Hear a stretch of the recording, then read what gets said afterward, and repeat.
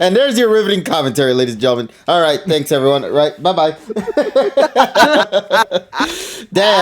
Damn, that was the quickest ever. Holy shit. Hello everyone. Hello, how y'all doing? Hopefully everyone's... Oh no.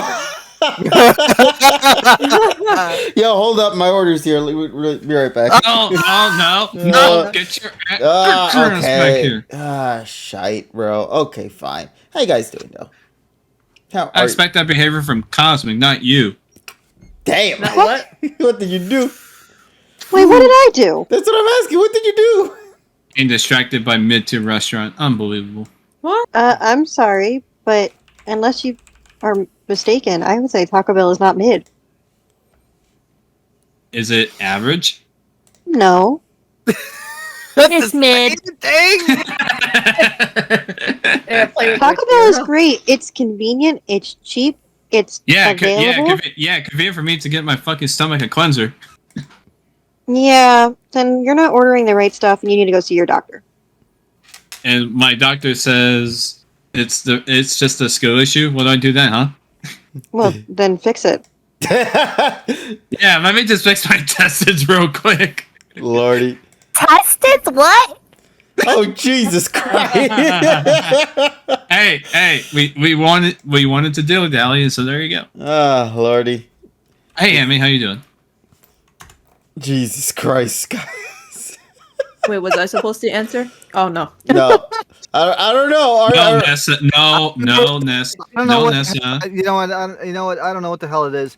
We love three-legged chairs. I don't know what the fuck we're talking about. And it's like, and welcome to the PokéPod. Absolutely. We're here today, peeps, to talk about content, I think, of the good kind. I hope. He says, I think. Ooh, I can break chairs? Oh, no. I am so confused with what's happening right now. Wow, Emmy's very excited. I want to break something. Emmy, you need to chill out. No more sugar for you. Jesus Christ. I have no words. Hello, everyone, by the way, again. You see, I come back after like 2 weeks, and it's already freaking madness. This is 2 weeks.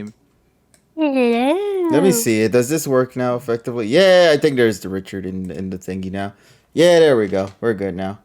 All right, what the hell is going on? I don't know. There's an empty chair right here. You mind if I actually go ahead and say hello now to everyone here in this call for tonight's session of the PokéPod Masters podcast where me and my pals, you already know, gather around to go ahead and talk about the shenanigans of the week. There is quite a lot to go and talk about. But before we even get into that, though, we must go ahead and try our best to say hello to everyone here tonight. So let's jump right into it, one at a time, why don't we? So, of course, over here to my very far right, you can see my buddy over there, the one who has been away for 2 weeks, as he stated before, but he's back with us tonight. So, hello there, TSS. How you doing? Good to see you again, buddy. Likewise. Indeed. So let's go ahead and move on over to the first couch over here we got on this side. Let's begin from the middle right there. We got our buddy Cosmic Vengeance _ Can't forget the underscore. Hello. And to her left, we got our good pal Emmy, aka Pika with a bow. Hello. Hi. Hi, Nessa. What? You know, for a second, I thought that was Emmy. Real quick, that she got mad at that. I was like, you do know her avatar flashes, right? Yeah, I know, but that doesn't mean that it doesn't. Oh, wait, Okay, you know what? KG, can you share your screen? Oh yeah, right. I was supposed to do that. Don't forget. Yeah. Don't forget. Okay, don't worry. I won't forget. So, chat, we might as well just explain it.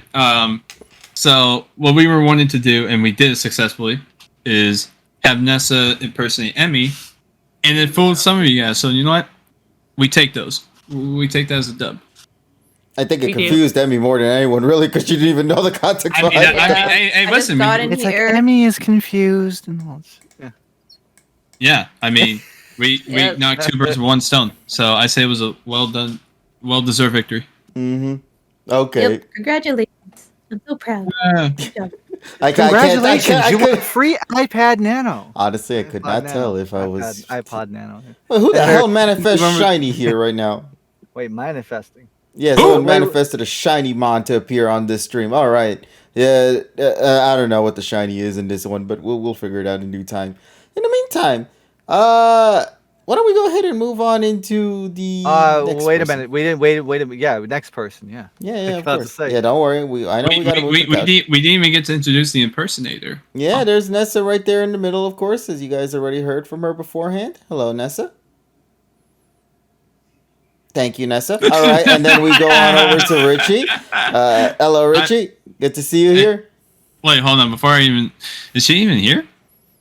Well, her avatar's here. She's just not here. Radio silence. Radio silence on purpose, yeah. Yeah, there you go. Beautiful. Dang, that's crazy. Let me on scene. Anyways, I say 2 weeks, but in reality, I've been out for longer because triple target Tuesday. I'm doing my due diligence there, but every once in a while, that's not what the triple T stands for. I know, but every once in a while, they'll let me out on a Monday, rarely, to come to the studio. So it's good to be back, and I'll be back next week. So, yeehaw! It's good. That's good that Richie gets finally get out of the Target Faraday cage for once. Yeah, exactly. Every once in a while, they could be nice. Yes, indeed. Yeah. Except during like freaking holiday times where you have like the game department looking like a mess. Well, speaking of game department, I think at some point before we get to anipoke, I definitely like to talk about a certain game that has its final beta date today. Once we get for everybody's contribution to the pre-anipoke hour, of course. Yeah, of course. As you guys already know how we normally do things around this house, ladies and gents. We talk about silly shenanigans of the week, talk about things that are currently going on in the now, and of course discuss things that will happen within the future. But of course, there is quite a lot to talk about events that had transpired within this week. I want to just make sure ahead just to see if everything is all clear on my buttons. Yes, okay. So we got a lot to get into for tonight. So what do you guys say to everyone here in this call? What do you guys say we go and have ourselves a good time for tonight's session of the PokéPod Masters podcast? Yep. We got an interesting cast with us here, so let's make it a good one. Now, obviously, first things first, we need to go ahead and discuss the very obvious thing that's about to happen within these next, within the future. Actually, we are obviously exiting right now. April and about to be entering into May relatively soon. And I feel bad for people who don't have a lot of free time in their hands during this time. Because we are getting, and I kid you not, a crap ton of things within these coming weeks. First off, obviously, The Legend of Zelda, The Tears of the Kingdom is coming out on the 12th, if I'm correct. Yeah, May 12th. Yeah. On May 12th, so we are literally just inches away from getting that thing out finally. The next thing to talk about is the newest big game that's coming out from MiHoYo, Honkai Star Rail, which is going to be dropping actually this week. I think on Wednesday, isn't it? They said on the 26th, I think is what it is. So on Wednesday, they're actually going to be dropping the new game. It's very excited for that. What's it called? So I can verify the release date. Honkai Star Rail. So that's going to be happening soon. I'm very excited. You're right, 26. All right, nice. So yeah, very excited. You can actually pre-download the thing right now if you guys have yet to do that, and know for a fact that when it does drop, I will definitely, of course, be streaming it here on Twitch during that day, which is on a Wednesday. So I do stream on Wednesday, so I'm going to be having a lot of fun streaming that game when it drops. Yay! So it's going to be great. I'm not sure. I have not seen any of the footage. I don't know any of the plot. I am going into it completely blind. The only thing I know about it is they have essentially got the developers, or at least the studio that worked on, very popular IPs like Genshin Impact and the other Honkai Third Impact series. So knowing that they're responsible for what we're about to be playing soon, that's pretty cool. The second thing is that they actually gave us gacha tickets in real life during their event at Kinokuniya. If you went to Kinokuniya after pre-registering the game of Honkai Star Rail, if you're fortunate enough, you can actually meet them there, and they will hand you a ticket. an actual design of how it looks like in the main game of a gacha ticket that you could use to pull something in real life. The one that they gave us was the Special Pass Star Rail ticket. Essentially, there's like a promo code in the back of it, and today, of all days actually, they released the numbers of what the lucky winners are, and I tried to check if it matched for mine. It did not, sadly. but but at least I didn't win either. Yeah, but you know what we did win though? This really cool ticket design. I'll be completely honest. I thought you were gonna do that bullshit where you're like, "Nah, we didn't win the ticket, but what we did win was the friends we made along the way." We did win the friends we made along Son the of way. a bitch! Wait, also, the guy who, I mean, actually, we did become friends with the cashier. He was really nice. Oh, absolutely. He gave Kazik over here the ticket despite not having pre-registered it effectively because, like, the internet was acting a little shoddy, I think. Biasness. But you yeah. jealous? Well, I mean, we got a free ticket right here. What about it? Yeah. Oh, well, suffer. Oh, man. So let me see. Oh, yeah, I have a friend named Mari who is a very big Honkai fan. Oh, that's awesome. But no, like, I'm very excited to try out this game. It's going to be a lot of fun, hopefully. I don't know if there's actually online co-op behind it or if there's anything special that I should probably know prior to it. But I do know it's looking to be a fun game all throughout. And just knowing that it's made by the developers or made by the company that helped make Genshin Impact, I feel like we are in good hands on that front. So let's hope for the best with the game. And if it succeeds, that's great. If it doesn't, well, at least we said we could try, right? But yeah, fingers crossed is good, though. Fingers crossed. And like I said, I already pre-downloaded it. I have no idea, once again, if this thing is available for co-op. If it is available for co-op, then it might just be as big as Genshin itself. Because the moment you make this thing a co-op game, everyone is going to try to want to work together in this game. I just don't really know where it's going to take on that front. So there's that. So yeah, so Honkai Star Rail coming out this week. Legend of Zelda Tears of the Kingdom coming out in just a couple of weeks. 2 weeks from Friday. Yeah, a couple of weeks. Friday, yeah, 2 weeks from Friday. There's also some other games that are also dropping out during this, or it actually came out last week. A game that everybody was super excited for when it first dropped. What was it? The Advance Wars 1 and 2 reboot camp. Yeah. That sadly nobody remembered that was going to drop because Nintendo just sort of went and said, yo, we're just going to shadow release date at some random point. Here you guys go. And never bothered to build up to it, which makes me sad. The fun fact about that is that Nintendo actually had a bug on their servers saying that people couldn't redeem the platinum points because it was like over a year after they pre-ordered. But they fixed it the next day, but it was still kind of funny. Yeah, that you could tell that this thing was set up for something else, you know what I mean? For another date. But yeah, so there's that. And last but not least, for other gacha games, and the only reason why I'm going to bring this up is because it tied to the actual Friday event we had last week. Nikkei, the half anniversary event. So they are having their event happen in just a couple of days from now. I think on the 27th, actually. So it's going to be on Thursday, where they're going to be focusing on a certain subset of characters that are in the main game. Some of the most powerful units in the story, actually. And Amalie, who some people might know of here online, who does VAs as well as does singing too, will be present in this upcoming event as she will be providing the vocals for the main storyline song and, of course, also voicing one of the characters, Dorothy, in this upcoming event. So, if you guys would like to try out Nikkei, it came out just a couple of months back, I think on November 4th, and now currently we are here with the half anniversary event, and from what it seems, they look like they're really trying their best to work alongside with the community and with the fans out there. If you've seen their English streams, you'll understand what I mean wholeheartedly with that. It was definitely something else. But the main event itself was very nice. I'll give it that. So yeah, in terms of like gacha games and all, those are pretty much the ones I wanted to share. Of course, there are other things that I would like to give some time to discuss as well, but I feel like that one will probably go best to Richie because you said that the beta is ending this week, isn't it?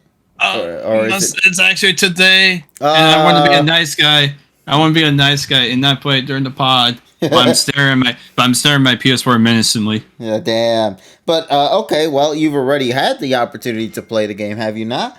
How was it like? I had. Well, first of all, it is not League of Legends Junior. I want to make that very clear. Because one of the biggest misconceptions about the game is that people think, oh, it's a team-based multiplayer game, whatever. And for whatever reason, the first thought of everybody's mind was to call it League of Legends, but it's literally not. If anything, actually, holy shit! I actually just lost the link. Oh, there it is. Actually, it's more so a multiplayer strategic game, but it's nothing. But it's nothing like a MOBA, because in a MOBA there is at least a team of 5 players, and obviously the whole goal of a MOBA is to destroy the base, and you work together to acquire items and territory using unique characters, each with their own advantages and weaknesses. Which that last part is true for Team Rumble, where each character has like their own advantages that you can take, advantage of, but there's weaknesses obviously to counter that. The only difference is that with Team Rumble, it's more so, it's a mixture. I would say a closer example that people will understand. This game is more so Plants vs. Zombies, or I guess it's to stay in-house with Activision. You're talking about more so Overwatch. But yeah, it's a strategic multiplayer game, and it's a 4v4. And as far as my overall thoughts of the game, I love it. I think there was definitely a lot of doubts beforehand, not just because of whether or not this will be a MOBA, and that by that association, people will be turned off by it, which I find kind of weird because these are the same people that play MOBAs all the time. They're just like, ew, not another one. But overall, I have a lot of fun with it, not just because it's Crash Bandicoot, but just the way it's been played, just the way it's been set up, and I think anybody that's going to give it a chance for right now, since this is the final day, or when you play it again on June 20th, when it officially comes out, I think you'll have a fun time with it. And I think it's easy to... I think it's one of those games that's going to be easier to understand the more you play. It's not going to be... It's not going to be... whatchamacallit?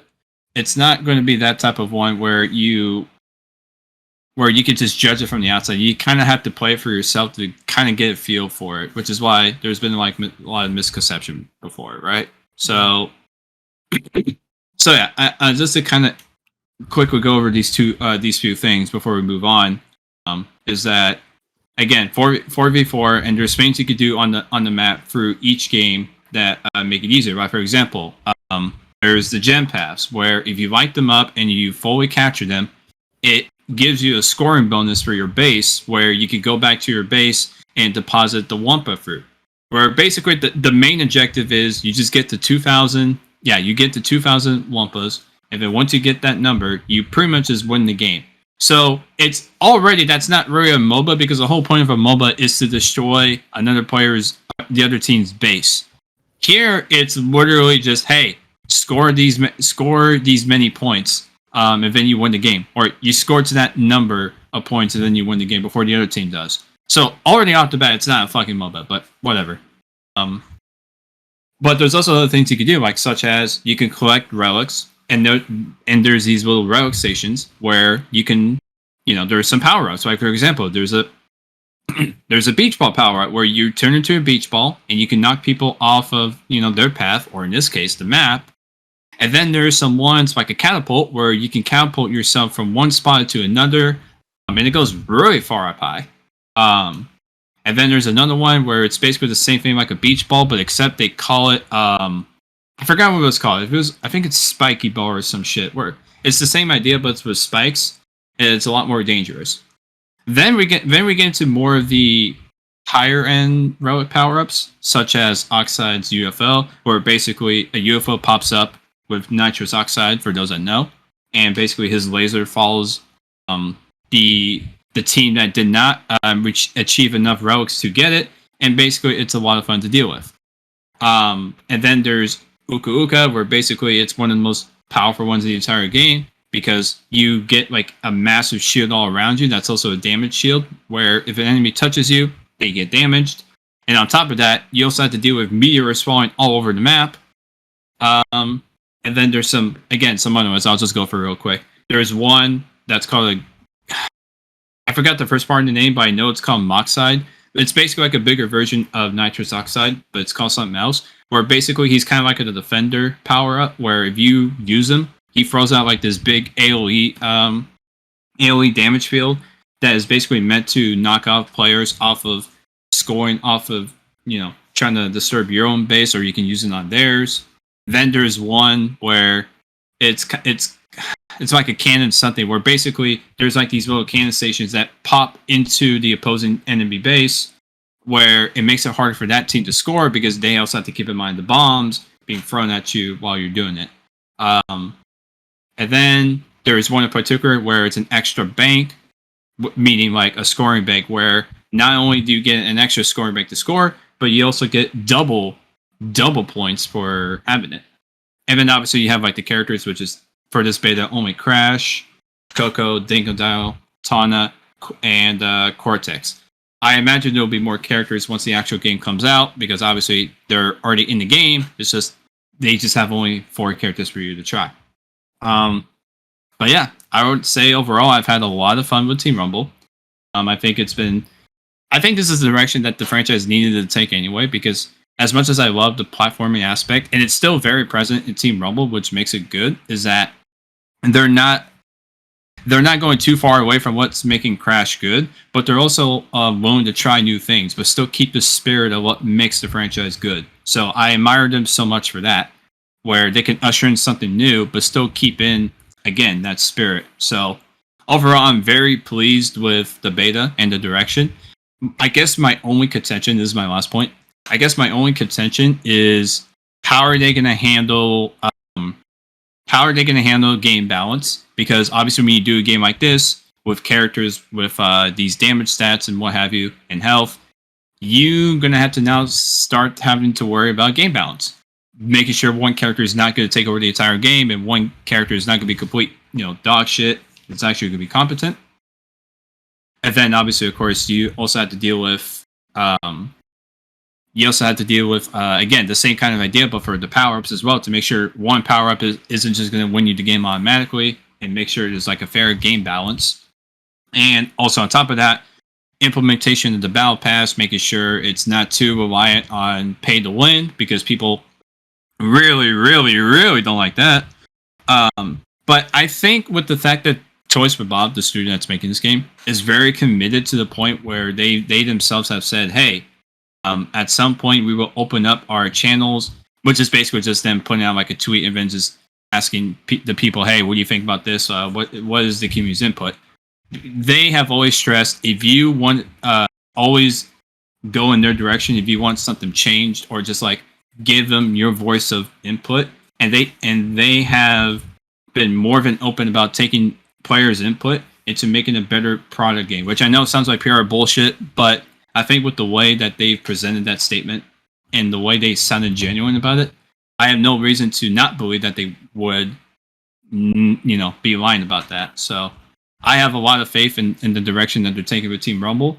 Again, I'm just worried about how they're going to implement the battle pass, making sure it's not too scummy with that business practice, make sure the game balances at a good state, and I think that's pretty much it. I'm looking forward to it mostly, and I'm just now waiting for the movie, because apparently they're apparently teasing it for fun at fucking their Toys for Bob account. Because if you go to their account, they added Sony animations. They're just like, hey, since Pummel Boy had his time to shine, I think it's time to make our movie. What says you, Sony Animation? I'm just like, I swear to God, if fucking who is casting Crash, I think I'm just gonna not watch the movie.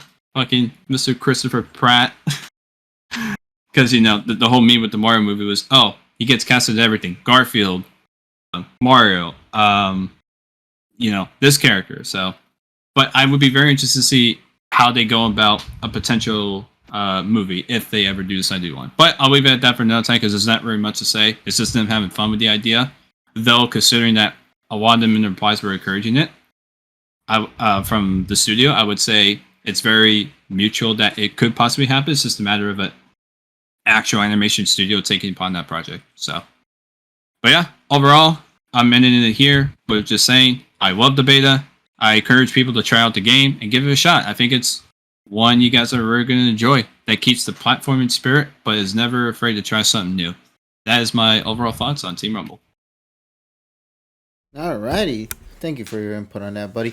And the game doesn't officially come out until sometime later this year. So yeah, basically, yep, June 20th. So basically, middle of June, late June, however you want to define that. Mm-hmm. That's basically when the game comes out. So June 20th will be when it comes out, and obviously, you guys already know this, but obviously I've already pre-ordered it. So now I'm just gonna enjoy a little bit of what's left after the podcast. And then once it goes away, I'll just go back to hoping it comes back to me in 2 months. Nice. So best of luck with the remaining. I just hope the movie fucking happens. I would really love to see a Crash movie. Although I would have like a bit of concerns and wondering how they handle the direction. But until we get more substance on that front, all I'm going to say is I just hope it happens, and hopefully it goes in the right direction with the plot and everything. So until then, I'll just continue to hope. Alrighty then. Well, before we continue, though, I see someone has suspiciously entered the arena now. Suspiciously? I clicked a button. Yeah, but I didn't hear anything, so that was suspicious. That's because you're streaming. Yeah, you're right, actually. Hi, Tyrone. How you doing? That sounds like a skill issue. Yeah. How's it going? Good. We're just simply talking about shenanigans of the week. Now, last game I do want to talk about real quick before we go ahead and start hearing more opinions of others real quick on some of the upcoming stuff. Let's not also forget not just only main game releases, but DLC content is also coming out this week too. As you guys already know, the critically acclaimed Xenoblade Chronicles 3 with the DLC expansion pass, Futures Connected, I believe is what it's called. Or Future Redeemed, I'm sorry. Future Redeemed. Yeah. So this one is supposed to be the end-all, be-all for the trilogy of Xenoblade Chronicles 1, 2, and 3.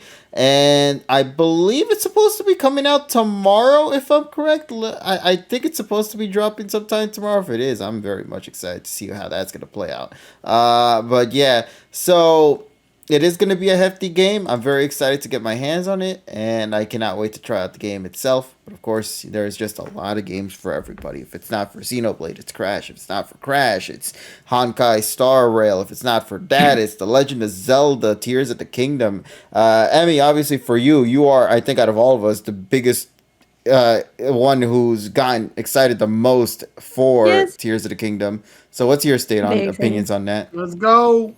I mean, I'm just really excited. I still have to finish games. There's so much to do, but I'm excited because I played Breath of the Wild twice. So like, and I got the true ending. I did that too. So I'm very excited. What's the difference? You get a different cutscene at the end. What's the cutscene? The most important cutscene at the end. Yeah, it's very important. Yeah, that's spoilers. Exactly, that's spoilers. The game's been out for a bit. What the fuck? Then that means you would have already beaten the game by now, because I know you already own it. KG, I don't give a damn about that game to the point where I'm doing all that. What? Why? I love Breath of the Wild, but unfortunately, there's a series called Pokemon that came around and kicked its ass, so I wound up playing that. That's crazy. Pokemon came out in November. Yeah, but you can still get the memories, Get all the memories, then you get the true ending. Mm-hmm. That's what you do. Mm-hmm. I'm just gonna watch it on YouTube. Fuck this shit. I'll just say that one character appears and then one doesn't, depending on what ending you get. Also, that ending is very important for you to watch because it kind of ties into what you're gonna go through when you play Tears of the Kingdom. So, you had about 6 years worth of time to play it, Tyrone. So I don't know what your excuse is on that front. Well, the video is 6 minutes long. Yeah, time issue. There you go. But yeah. Also, Emmy, I've been streaming longer than you, and I played and I streamed other shit. That's true, but you never finished Breath of the Wild, which I was very sad about. You were doing so well, and you beat that Lionel. I remember that day. Yes, that was a good Lionel. day. I beat him. Actually, so Tyrone proud. said that was his biggest accomplishment in the game. That's why he stopped. Of course it was. The reason It is, that though, I beat that 100. Lionel, look, I beat that Lionel not for the story itself. I beat that Lionel to make a statement that nothing, I mean nothing, can hold me down ever. Mm-hmm. I am the one person that I think in this group that will fail more than anybody and eventually succeed out of pure raw vigor. I mean, if it makes you feel better, so the first time I played the game and I was fighting Ganon, I fought with just the Master Sword and a couple of arrows and like a really bad bow. And I just kept doing that until I won. It took me so long, but like I felt so accomplished just because of how bad the weapons were, except for the Master Sword. But you have to recharge that, so it's like, eh. But you know what? I feel that. I can understand that. Yeah. So it's okay. It's an accomplishment. But you still never finished the game, so I don't know how big of an accomplishment compared. Honestly. Tyrone.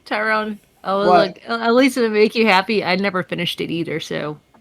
So I'm disappointed in both of you. So that's Oh that's shit, what this comes down game's to. coming out on May 12th. I can't even like rush stream it before it comes out. Actually, you know what? You could. Technically, the I game could. could be beat I in could 40 get minutes. Get on the stream. I could stream Breath of the Wild for 12 days straight. Oh, when this game's coming out, I'm not streaming anything. Well, you know what you should do, Tyrone? Look at a speed run and try to copy it. Pretty much. Oh, Yeah.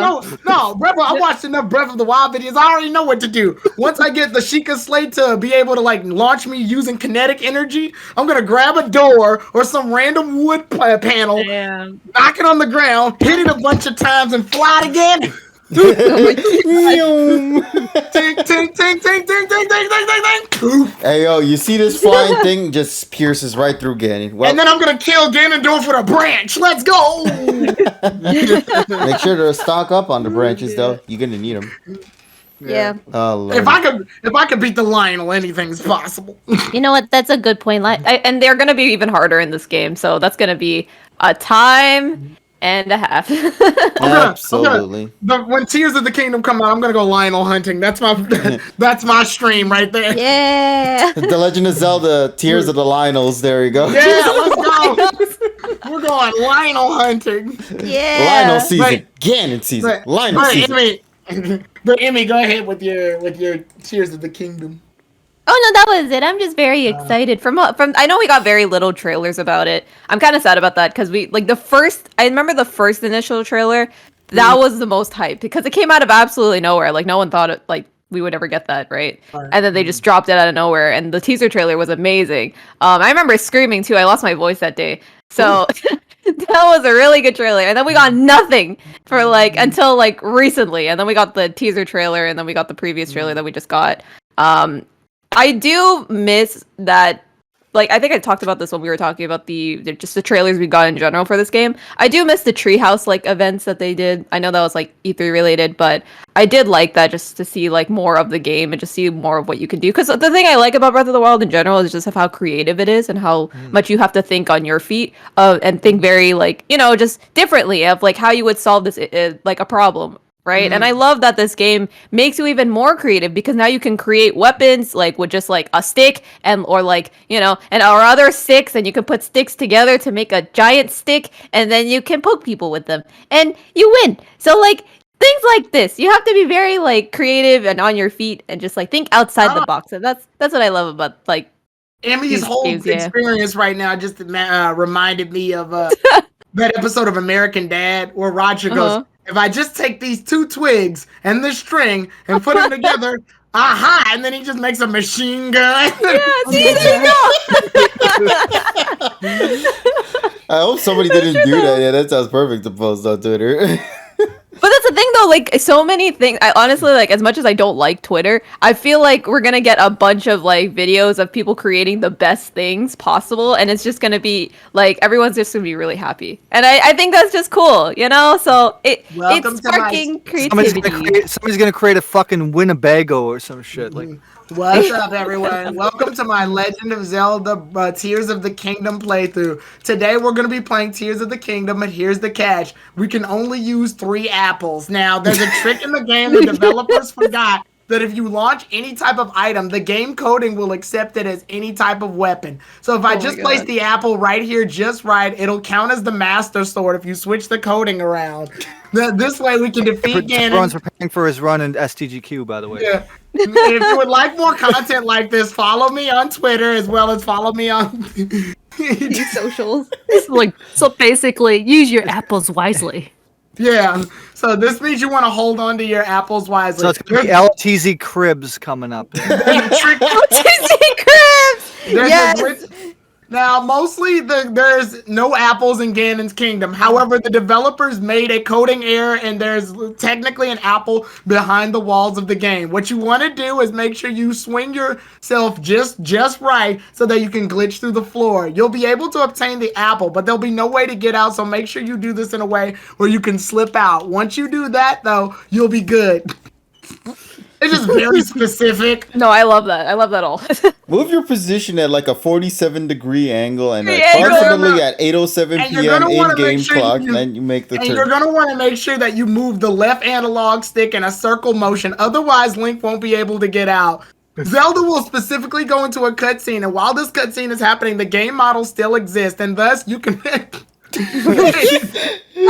This sounds like the fucking Cynthia thing where you could just activate the cutscene, but you can actually walk around and just start beating the shit out of them in the background. What you did. Let's go a Worcester video or some shit. Oh, lordy. I love what Felipe said. An apple a day keeps getting in the way.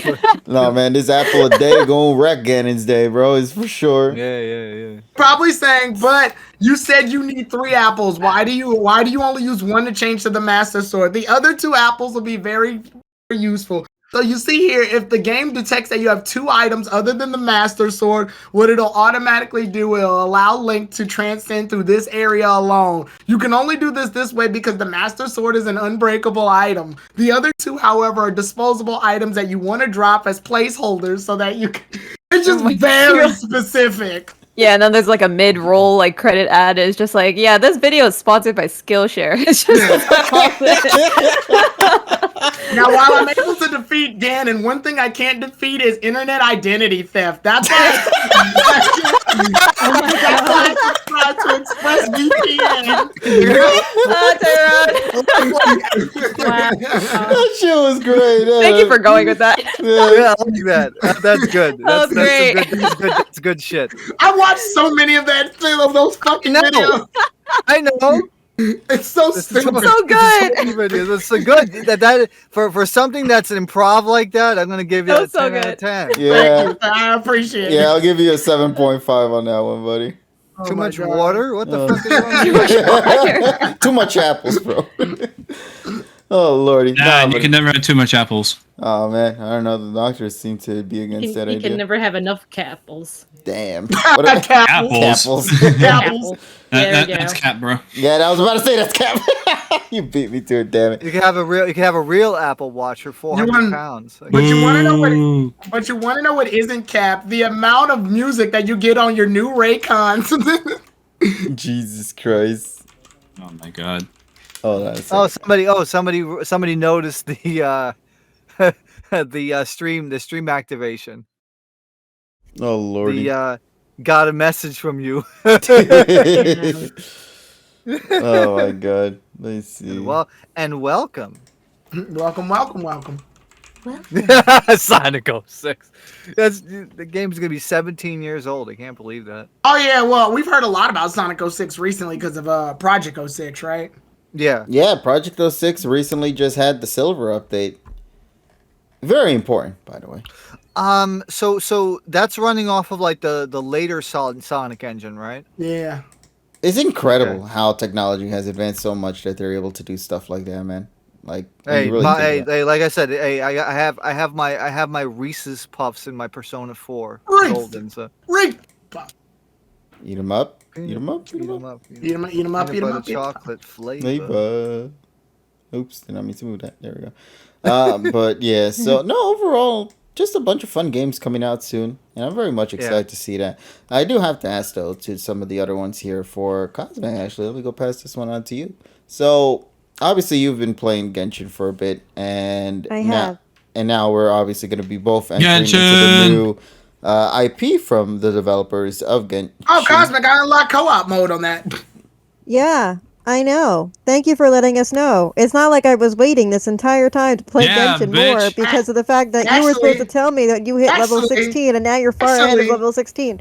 Actually, you would have Mhm. seen it because I streamed me being at level 60. Yeah, but you were also supposed to tell us. We were waiting to play it because of you. I did tell you in the stream.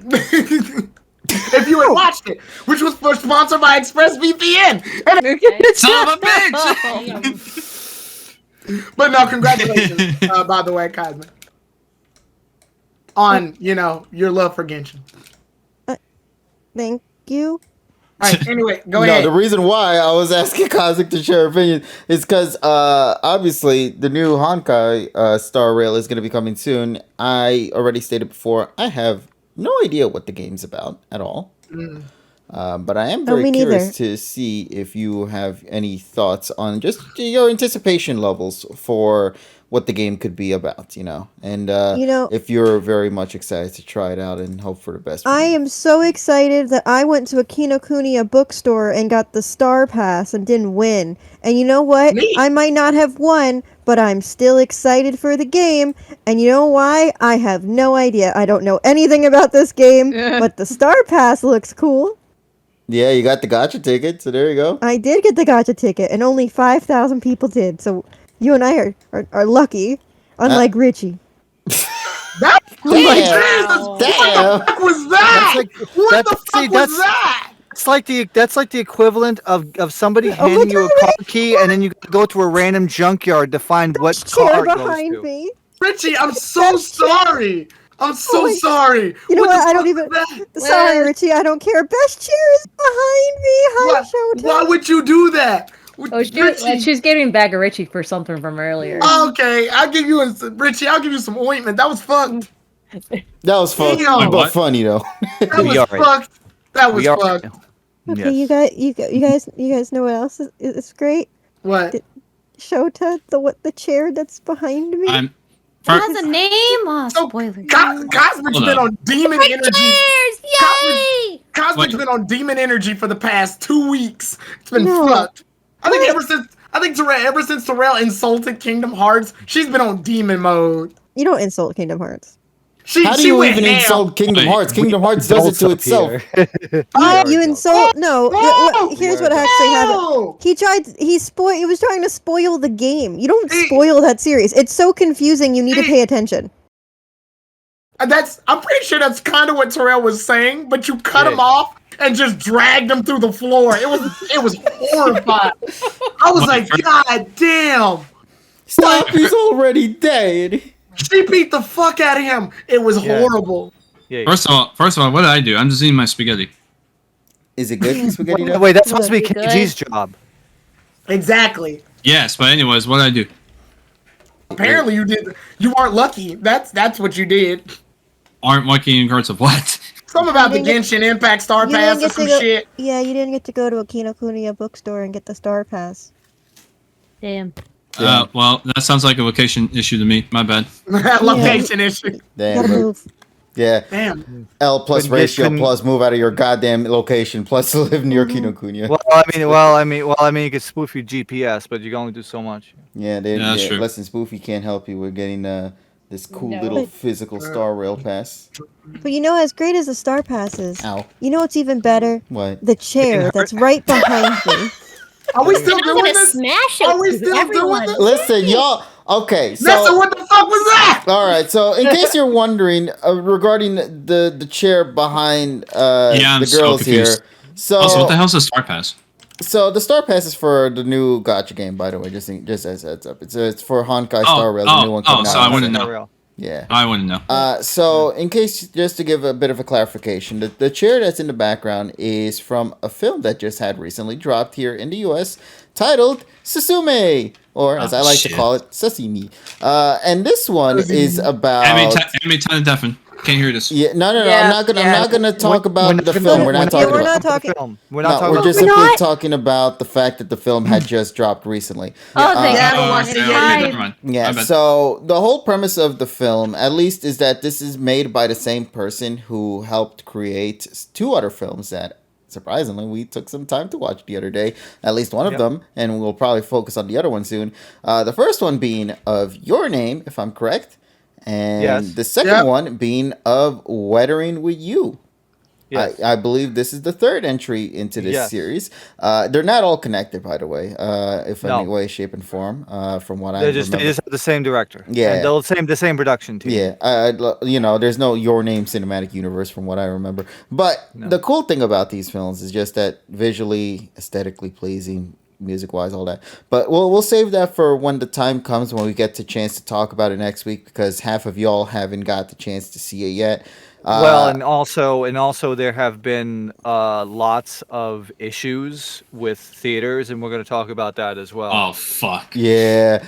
Exactly, Richie. So now the only people who I know had the chance to already watch it now has been myself, Cosmic over here on this table. Me, yes. And that's it, actually. Oh, shit. Wow. There's...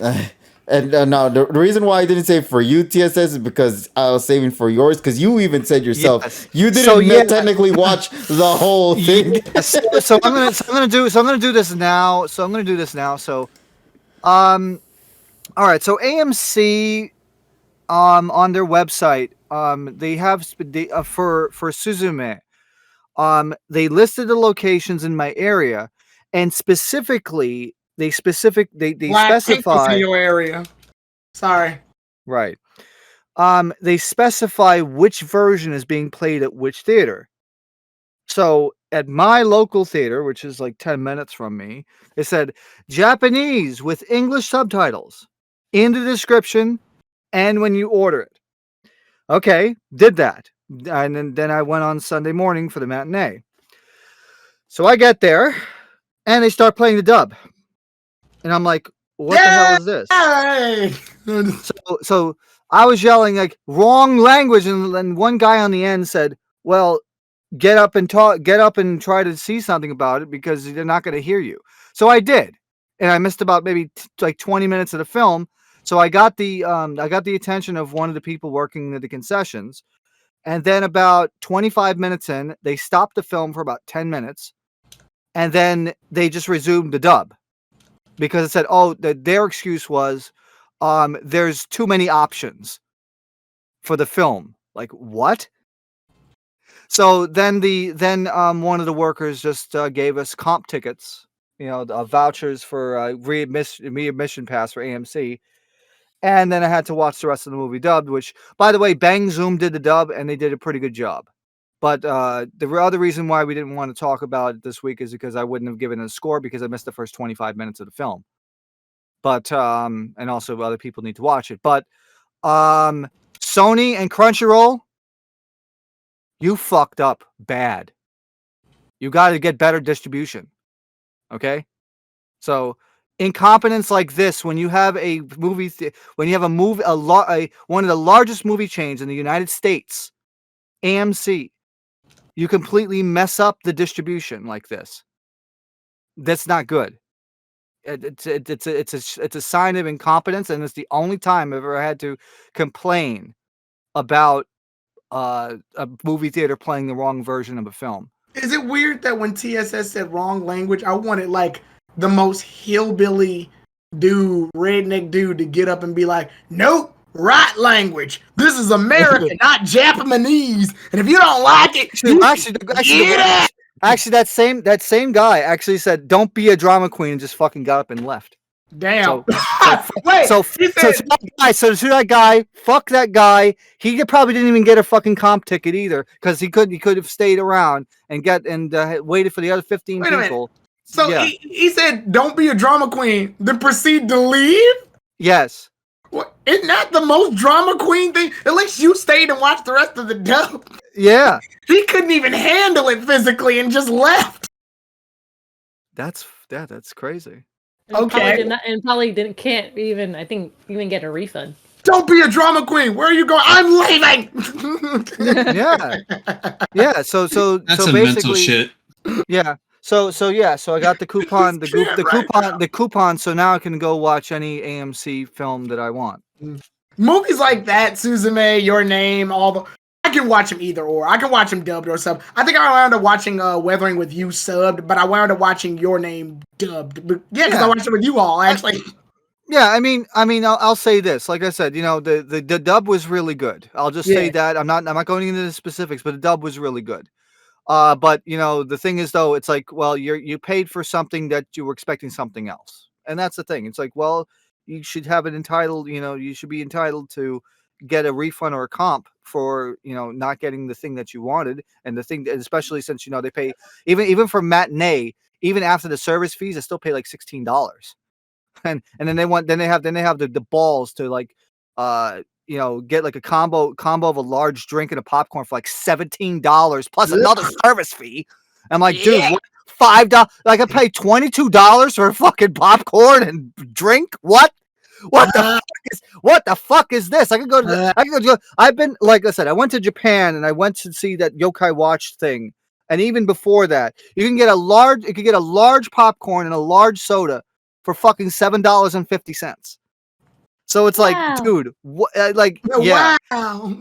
No, you got to do it right. No, you got to do this shit right, because we are here, so it's like like that, I didn't know there was a right or wrong way. I thought that's just how Emmy talks.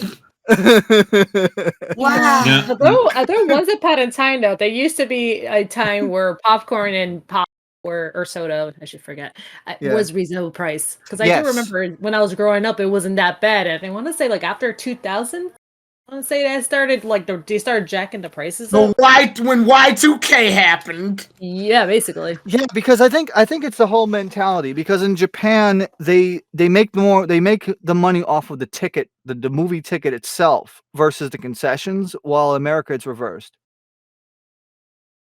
Even though actually in some places like in Manhattan, you're still paying like fucking $20 for a ticket. I do remember, like, as my friend likes to get nachos and everything, and it's like around like $8-9 alone. And so we're just still like, geez, it's still a lot of money. And then the popcorn, depending the size you get, it's like around like $8-9 for the most part. And you know what's crazy? For AMC? So they got the little so the price difference between the little popcorn, the medium one, and the large one, the giant tub, is like $1. I'm like, then just get the big one. Like why sell the popcorn? The medium sized popcorn, which is much smaller, and you just pay $1 and you get a whole big ass one.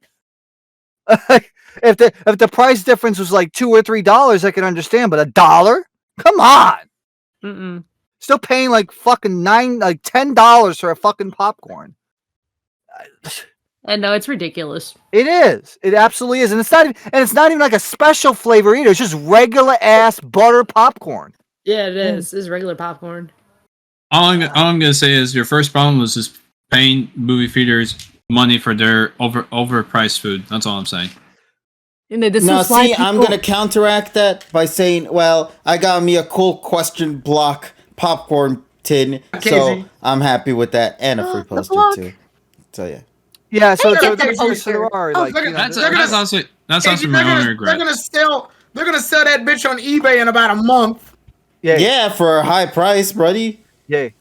So you know what? Let me go ahead and take a look. That means I was gonna add something too, because I was like, this is why a lot of people sneak their food into the theater. Oh, dude, nobody cares no more. You could sneak whatever you want here in NYC. The theater here doesn't give no craps no more about what you sneak in there. Man, I sneak in restaurants. What the fuck? I sneak in all types of food. I be having hot dogs. We having y'all want some shawarma? yo, Kazak, the fact that so with me and Kazak, we went to go watch Sashimi. That first of all, one of the things I liked, I didn't even expect this, was the recliner chairs that had the cool little tables in front as well. Oh my god, I love those chairs so much. Oh god, my back was burning from that, but it was great. Wait, you went to the AMC on 34th, right? Yes, that is correct. Yeah. We initially intended for the 42nd. The thing, 42nd. Yeah, but the thing is though, AMC theaters, I'd say that I love the reclining chairs. I love them. That's why even though the local one here is kind of like because it's only like each theater is only like 80 to 90 people capacity. it still is fun to just actually have a cup holder to hold your drink, because in the Regal theaters they don't even give you that. And I'm like, dude, what? Yeah, no, the AMC theater is a bless for that, bro. I'm serious. But these Yeah, chairs, oh my god, they were goated. They were almost as great as they were almost as great as Shota, the chair in the movie. Oh my god. That means it'll be listen, unstable. Emmy, you won't understand and appreciate the chair until you sit down and watch the movie We on love the Thursday. chair. That's all we gotta say. We love the chair. We love We the chair. stand the chair. We stand chair. I mean, I saw that trailer. That chair was running. Yeah, You know? we romanticize the chair. Running, You know? Oh yeah. All right, I've looked And up the chair prices. keeps running. But no, guys, you don't understand. The seats at this AMC theater were heated. Like Heated? they were heated seats. Yo, what? Okay. Yeah, That's it just was 'cause really somebody nice farted. though, because like Yeah, I I think I've took, been to I those, listen. The first of all, it was great, but the moment I took out my sweater, because I was like, okay, let me just take out my sweater real quick so I can go ahead and just like, just feel a little more comfortable in the chair. The thing was hot. That thing burned my back, They weren't heated. Somebody farted in those chairs. bro. That shit was like a fucking 110 degrees heat right there.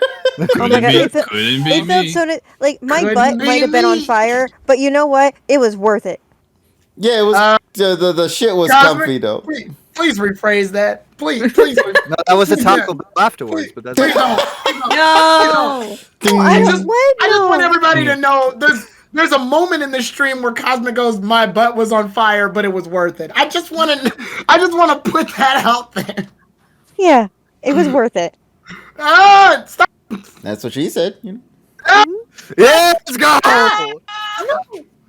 What? Yeah, let's go. All of you. No, I mean literally. That's what she said in the theater. So I mean, Give it a spray Actually, color, right? yeah, KG has it on video where I literally just saved my butt. Yeah, It's not worth it literally just cut off before she finished the whole thing in that messenger video. I love the newcomers I'll have to vote for that again. who show up to this podcast with no context. All right, Yeah. so give me a second. This one's for y'all. This one's Good for all job. the newcomers. Let's go. Yay. By the way, ladies and gentlemen, if you were a moron like me that didn't go to an AMC, because thankfully, the closest one to me was like literally less than 10 minutes. So Jesus Christ, bro. Why wouldn't I? Christ. Why wouldn't I not do that? Anyways, if you want to be the lucky feller that wants to go grab a bucket from eBay, you can do so with the variety of these prices, which is $35, $49, $36.50, $55, $49.99. Are we playing bingo? $31. Yes, we are. Yeah, let's No, go to no, some no, no, lotto you know what? numbers. Yo, I won the lottery. Let's go. No, Bingo. no. He's giving away tonight's Mega Millions. The Tonight. Powerball. Yo, Powerball. let's go. Hold on. I'm gonna go get Powerball my is power tonight, ball. but unfortunately- Ain't no way. Unfortunately, though, if you wanted to play that, the entries ended like an hour ago, so you can't do that anymore. Next week. Well, no, that means you play Mega Millions tomorrow. Oh no, the stream crashed. I blame Dean. Fuck you.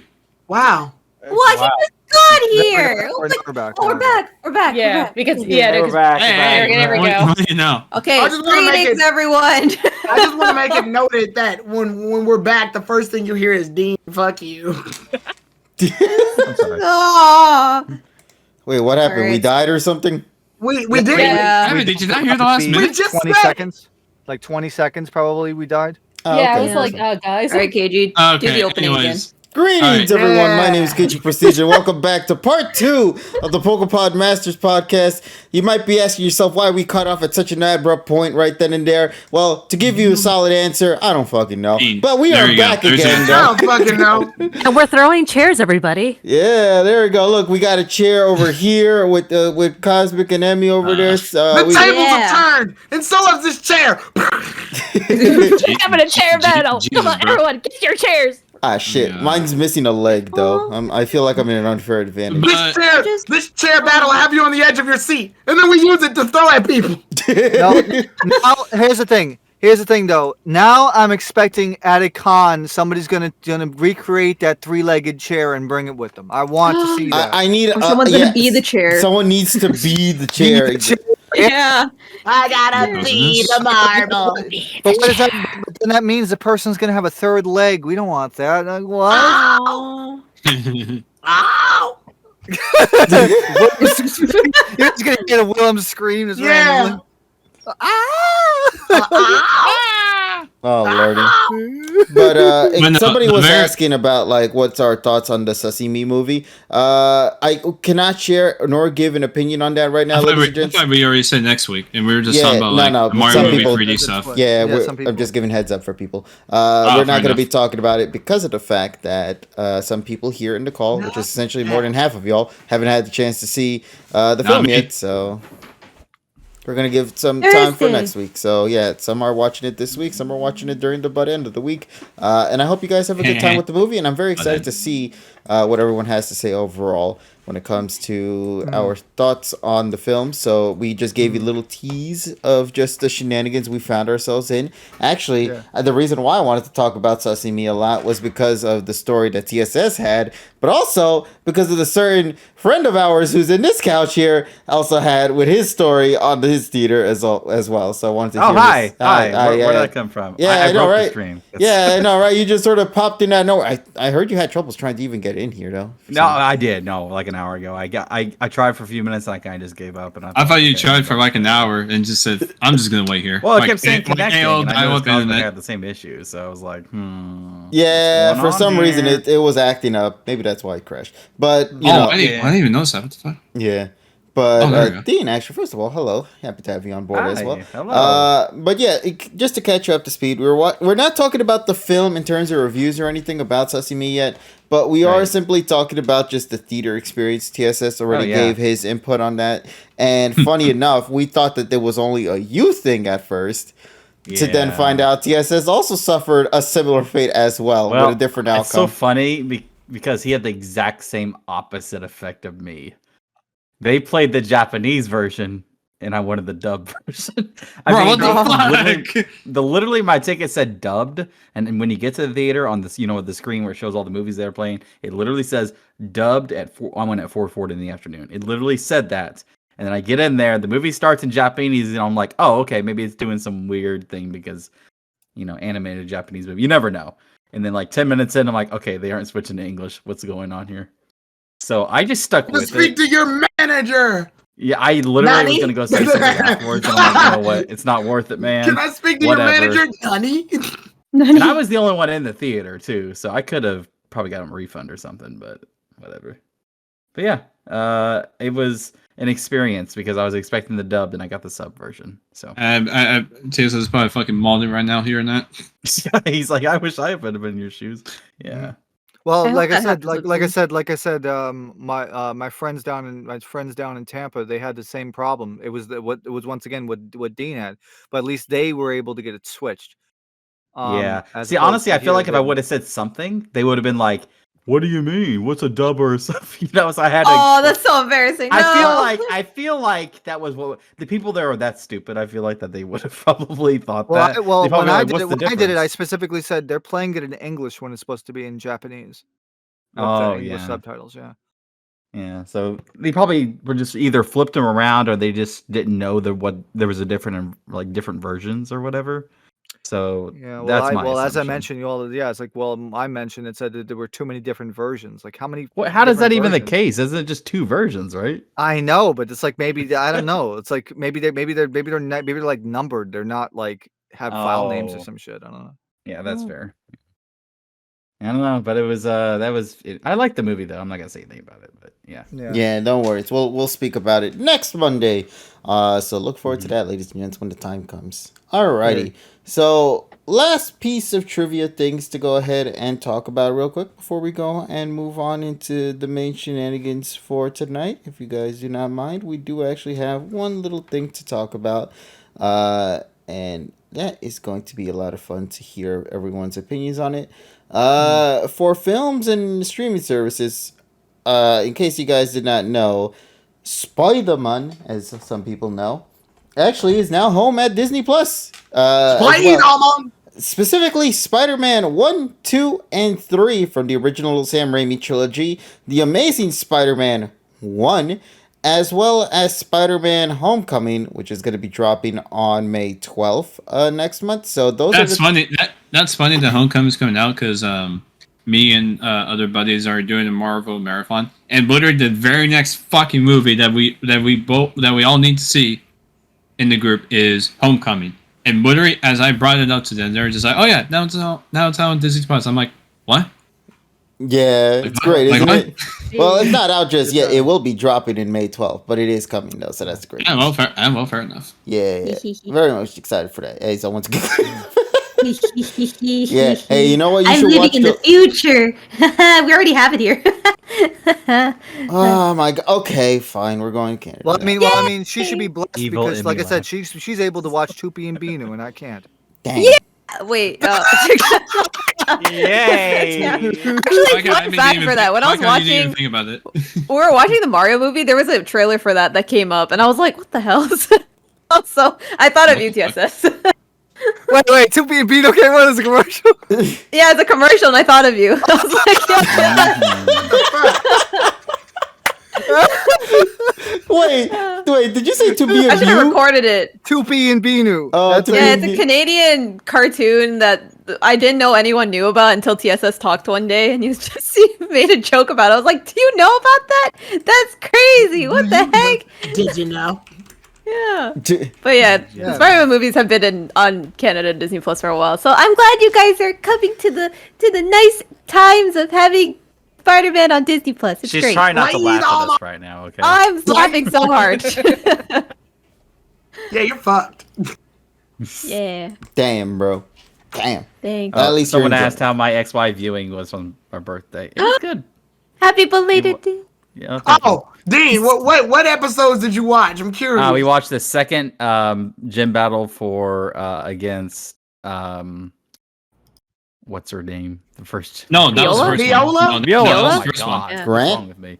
Well, fun No. fact: Ash only loses 2 gym battles. The first one, his first one, and his last one. Yep. Yep. There's a reason.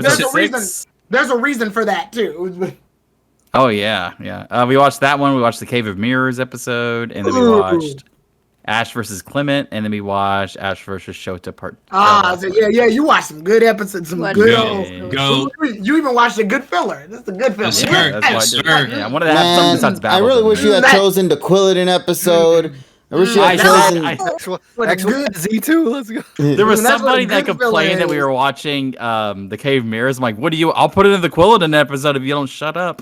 So that is episode or something. Who's complaining about the Cave of Mirrors? That's a good filler. Yeah, that's a good episode. It's Yeah. filler. That's the I issue. don't remember who said it, but someone was like, "Oh, this episode. Who likes this episode?" I'm like, "We all do." I like this episode. Yeah, and I'm not even an XY person, and I still like that one. Yeah, that's a good episode. But That's bro, where no Captain Mega Pikachu came Evolutions from. though. Yeah, that's exactly where Captain Pikachu got his origin. Exactly. Literally.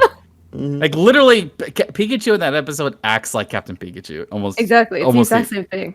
Yeah, like- that's what happens when the Pikachu takes the muscle milk and shit. You know. The muscle milk. Eat Pikachu eating his Wheaties. Yo, dangerously. Oh man, Wheaties. I love saying that. Weed. Oh. Weed. Yeah. So Y'all are 4 days late to this shit. yeah, happy Weed Day, everyone. What the fuck? Wait, you're 4 days that was late. a thing. KG, why are you celebrating Weed You know what Day? We're in New York, thing, bro. This shit's common around here. You know what the funny thing was? They actually had a $5 coupon off of fucking Taco Bell on DoorDash at over $20 on 420 day. Like what? Yeah, no, they knew what they were doing. It's marketing. Yeah, it's what it is. Exactly what it is. That was a marketing scheme. I didn't order For tacos though?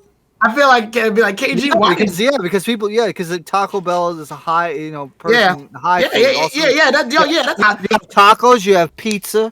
Yeah, Taco Bell and White Castle are like the places you go when you're high. Those are it. Boy, it's why White White Castle. It's literally a crave. Yeah, that's what the crave case was for. Yeah, White Castle, Taco Bell, and pizza. Oh hell yeah, yeah. Those are the Yes, munchy. sir. Those, Yes, sir. Those are the munchy foods. Those are munchy foods. Yes, sir. Exactly. You know, it's Well, actually you funny. It's actually funny. One time I legitimately did and obviously, kids, if you're watching this podcast, do not encourage use. Anyways, there was one time I was actually legitimately high, and someone gave me I didn't know this at the time until I was, I guess, not high. But somebody gave me like a cheese slice pizza, and I'm thinking, this tasted really bad, but I couldn't tell where it was from. So I asked them, I was like, "What cheese pizza y'all gave me yesterday? Because this was some garbage." And they said, "Oh, 7-Eleven." And I'm like, "Why?"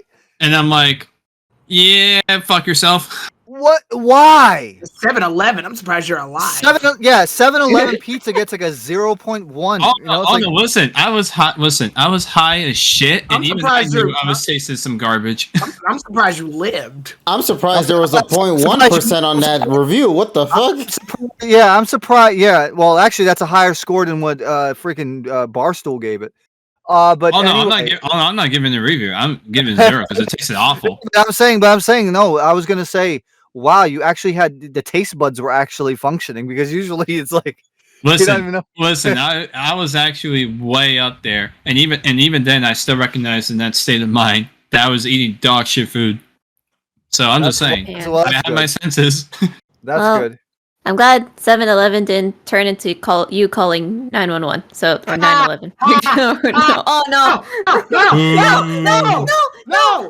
God, what is wrong with us today? What is wrong with us today? Jesus. Yeah, well, that's why you guys got to have New York fries, even though they're not from New York or Canadian. By the way, Tia says, can you confirm that Robzo comment to be true?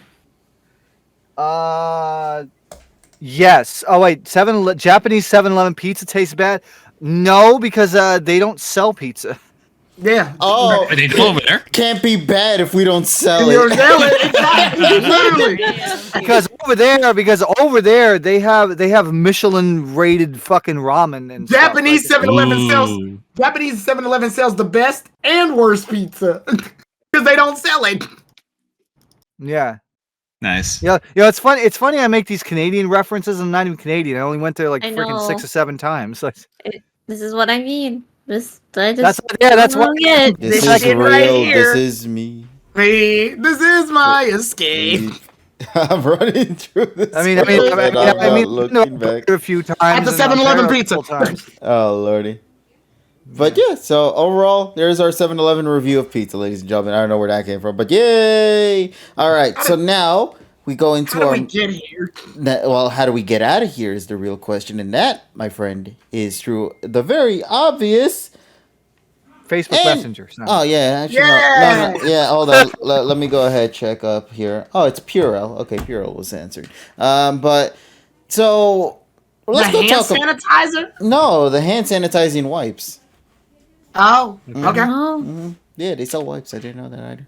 Actually, I have it right here, like next to me. It's a huge ass box. No, you got to have the squirts. I have the squirts, but they're over there, so I don't make sure the squirty sound effects plays here on. I hate the fact that you said squirty sound effects. Yeah. Lotion, moisturize people. All right, gonna grab my lotion. Anyway, okay. So. No, not that lotion, you numbnuts. Why are there different ones? Oh, God. Just change the topic. Okay, so we're going to talk about the anipoke animated series review. So, I don't know, you guys tell me. Yeah, you guys use lotion more than we do, I feel. So, not that lotion, you numbnuts. I mean, this is better than icy hot. Next, let's. Yeah. Hot then you're cold. You're yes then you're no. In your, I hate all of this. I think something. This is the best. Yeah, it's so bizarre. I love it. You see, this is why. Yeah, this is why I need to stay. This is why people pay the big bucks. Where's the small bucks? Oh lordy. Not that. Yeah, but those are antlers. Then you gotta call them dough. I like how the sound effect is like created out of pure disgust. Oh shit! Why did Terrell show up for that now? Terrell. Only Terrell. I'm pretty sure you smile, wondering like, what the hell's going on? Oh, yeah. Help. It's translated to hi, but hi. Indeed. But yeah, let's now go ahead and do what we do best, ladies and gents. After every shenanigans, we always end things off with our review. Oh, Richie, what's up? Do we want to bring up something from the English department, English dub department, excuse me, from Pokemon that is, I would say serious. Oh, so yes. Okay. Let me quickly go over I have the blog post up for it in case I need to explain it. Yeah. So this was an announcement that I think occurred. When was it? Was it Friday or Saturday? The journal entry was on April 17th, but the diagnosis or the thing actually happened on the 10th. Yeah. So let's just say the 17th, just because that was publicly first known. Yeah, so that's pretty much what happened. Now, this is specifically towards what has went down here in the dub side of things for voice acting. Yes. One of the voice actors who has been known behind voicing Professor Oak, James, Meowth, Gary, as well as just many other characters throughout the Pokemon anime series. I believe there were some Pokemon like Turtwig. And there's some, and for the non-Pokemon characters, there's ones he did, and we'll explain who, such as Weevil, Underwood, from Yu-Gi-Oh! Duel Masters, and then you have Sir Gallant from and then you have Sir Gallant from Kirby Right Back at Ya, and then Hector the Crocodile as Sonic in Sonic X. Yeah. Okay. So the voice actor behind all these famous characters from various series but also very well known for his voice in the world of Pokemon. James Carter. I can't pronounce his last name. Cathcart. Cathcart. Cathcart. Yes. Was recently JCC. Yeah. JCC. Yeah. So he made his announcement saying that he will be retiring to focus on battling an advanced form of throat cancer that has been discovered. And of course, everyone here in the pod wishes him a speedy and hopefully safe recovery on that front for that. But my heart and condolences goes out to all the people who were saddened by this news as well, to know that a very well-beloved actor for how many years now? 25 years. 25. He was since the from beginning. day one. Mm-hmm. Yeah, he's one of the few. Has been there since the very beginning now till where we at, and has done nothing but bring smiles and joys to hundreds of thousands, millions of people around the world, being the voices of some of the most iconic characters in animation that people will always recognize. And so we wish him nothing but the best, and best of luck to this man. And here's hoping that he has a speedy and thorough recovery as he's going through his battle. Well, and also, this is his third cancer bout because he actually had 2 previous cancer bouts with male breast cancer. So it's kind of crazy. And now specifically it's with his throat, and what ended up happening, which is why I brought up the blog post, which I'll just mention real quick then when we get going. Mm-hmm. So I'll just read this part up the blog and go from there. And it's from her name is Martha Jacoby, which I assume that's his wife, right? Or I think it is. If I'm wrong, yes, his wife Martha. Yes. Oh, okay. Yeah. Yes. Okay. I want to make sure. So this is what she said in the blog post that explains everything. She says, and I quote: "On Easter Monday, April 10th, we learned that Jimmy's tumors didn't respond to the induction chemotherapy as much as was anticipated, and that a more aggressive chemo approach was necessary. This is leading back to the previously rejected first line of chemo drugs. Our hope is now that he will be among the 80% plus who do not experience long-lasting tenderness and hand/finger neuropathy from the medication. New round of scans is scheduled for April 19th, which occurred a few days ago. And it mentions some other stuff like the new treatment plan and how that goes. But here's the most important part of it all. In other news, Jimmy has decided to retire from the script adapting because for those of you that don't know, he was also involved with that. So he wasn't just the voice actor. He was also instrumental in the English dub's script adapting process. So I would say he's the most important cog for that. And of course, we have our different opinions as to how that script gets implemented in the English dub. But regardless of how we view that, this news is is nothing but sadness, of course, because he's essentially been the Titan since literally day one. But anyways, let me just finish this off here. Script adapting the voice dubbing for Pokemon USA effectively at the conclusion of season 25, which I don't know if that necessarily means the actual last episode of Journeys before the 11 episode miniseries or at the. I don't know what that means, but we'll talk about this some other time. He has been with the series since the first episode, so there's a timely decision as the series transitioned to new characters and storylines. Okay, by that wording, I assume it means after 11 episode series, but who knows? And then she talks about resigning for her original job and stuff. And last week they say, we remain eternally grateful for your love, thoughts, comments, hearts, prayers, and well wishes. Martha and Jimmy.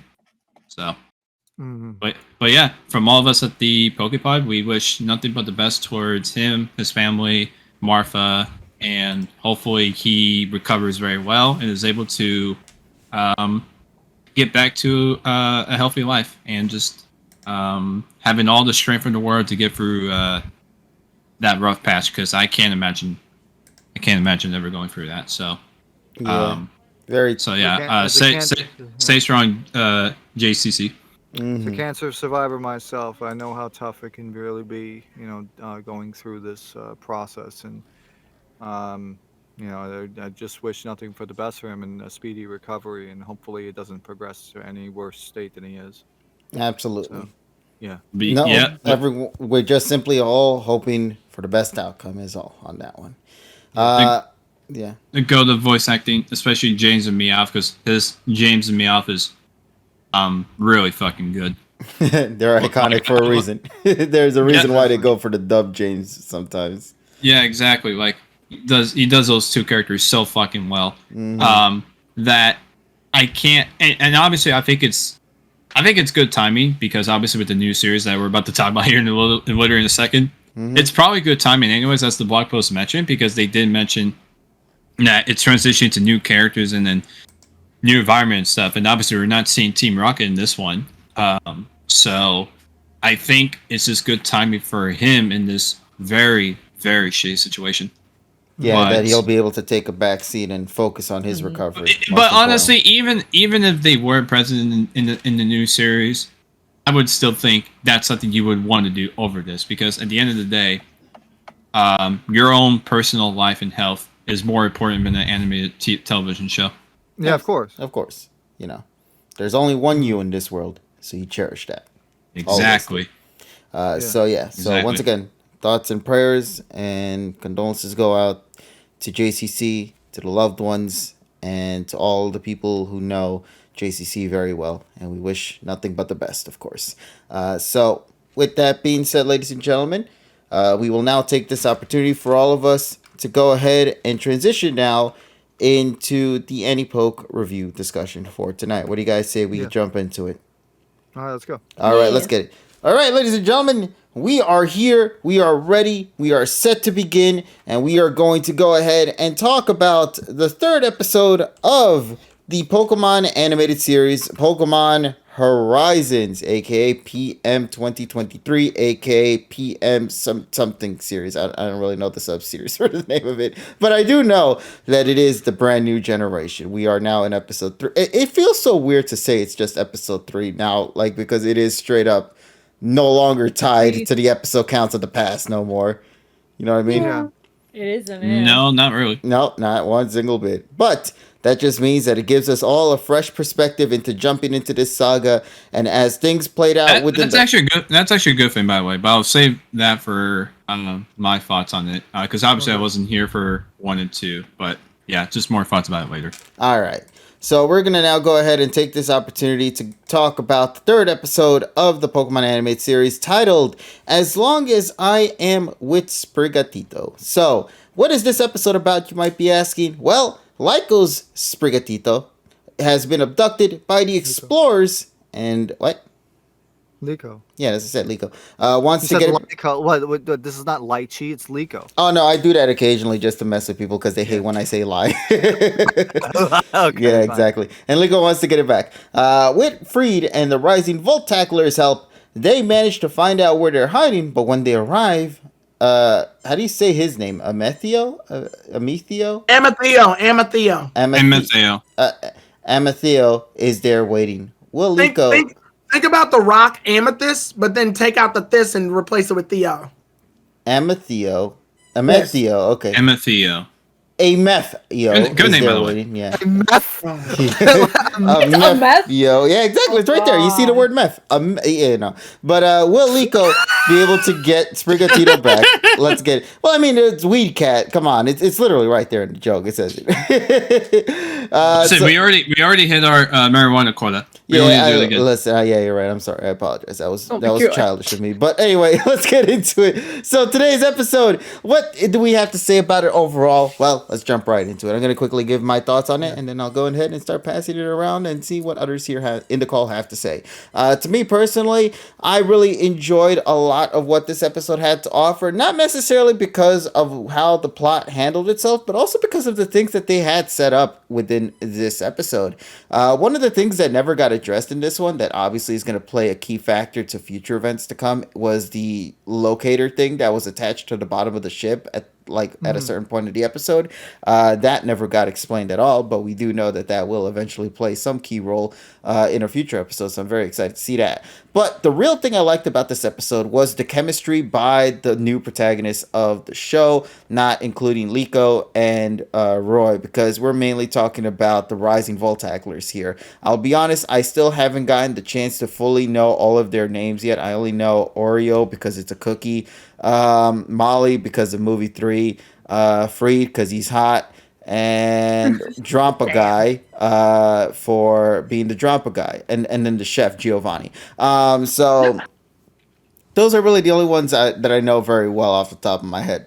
Now, I will say I do like a lot of the dialogue that was in this episode. They genuinely felt very down to earth when it came to some of the interactions that they had with each other while on top of the ship. But most importantly, there's this just really cool thing of just like little attention to details that I like. It's such a small, minute moment, but to me, it really just picks up like all the details that these characters are really trying to do. Like, for example, at the end of the episode, when Liko says, okay, I'm going to join you guys on your cruise and all that. The chef was like, okay, that's great to know. First of all, obviously, I'm going to be the chef around here. Let me know in advance if you have any allergies or if you're allergic to certain things about that kind of stuff. Yeah, I love that deal of detail. Yeah, it's such a small little moment, but it just, like, it plays nicely to just how these characters really, I do like that, but I kind of wish Liko had a preference. Like I don't eat peppers or some shit. Something to really give us something for our bio card. Yeah, right. I'm not a fan of pickles or some shit. My Hero Academia does that, where Deku would like I can't remember what his food he likes, but they also have the food he dislikes on there too. Yeah. I kind of wish they did that, so just to give her a little bit of a bio card, like, oh, she hates peppers or some shit. Maybe it might play along with it as like the show goes on. Maybe we might. Maybe she didn't discover it yet. I guess you could say. Yeah, because she says I'll eat anything, but I'm like, realistically, no, you won't. You're 10 or 12 or whatever the fuck you are. She's just being nice, We can't get regular kids to eat anything. You think you're gonna do it? Yes, you're not wrong. Yeah.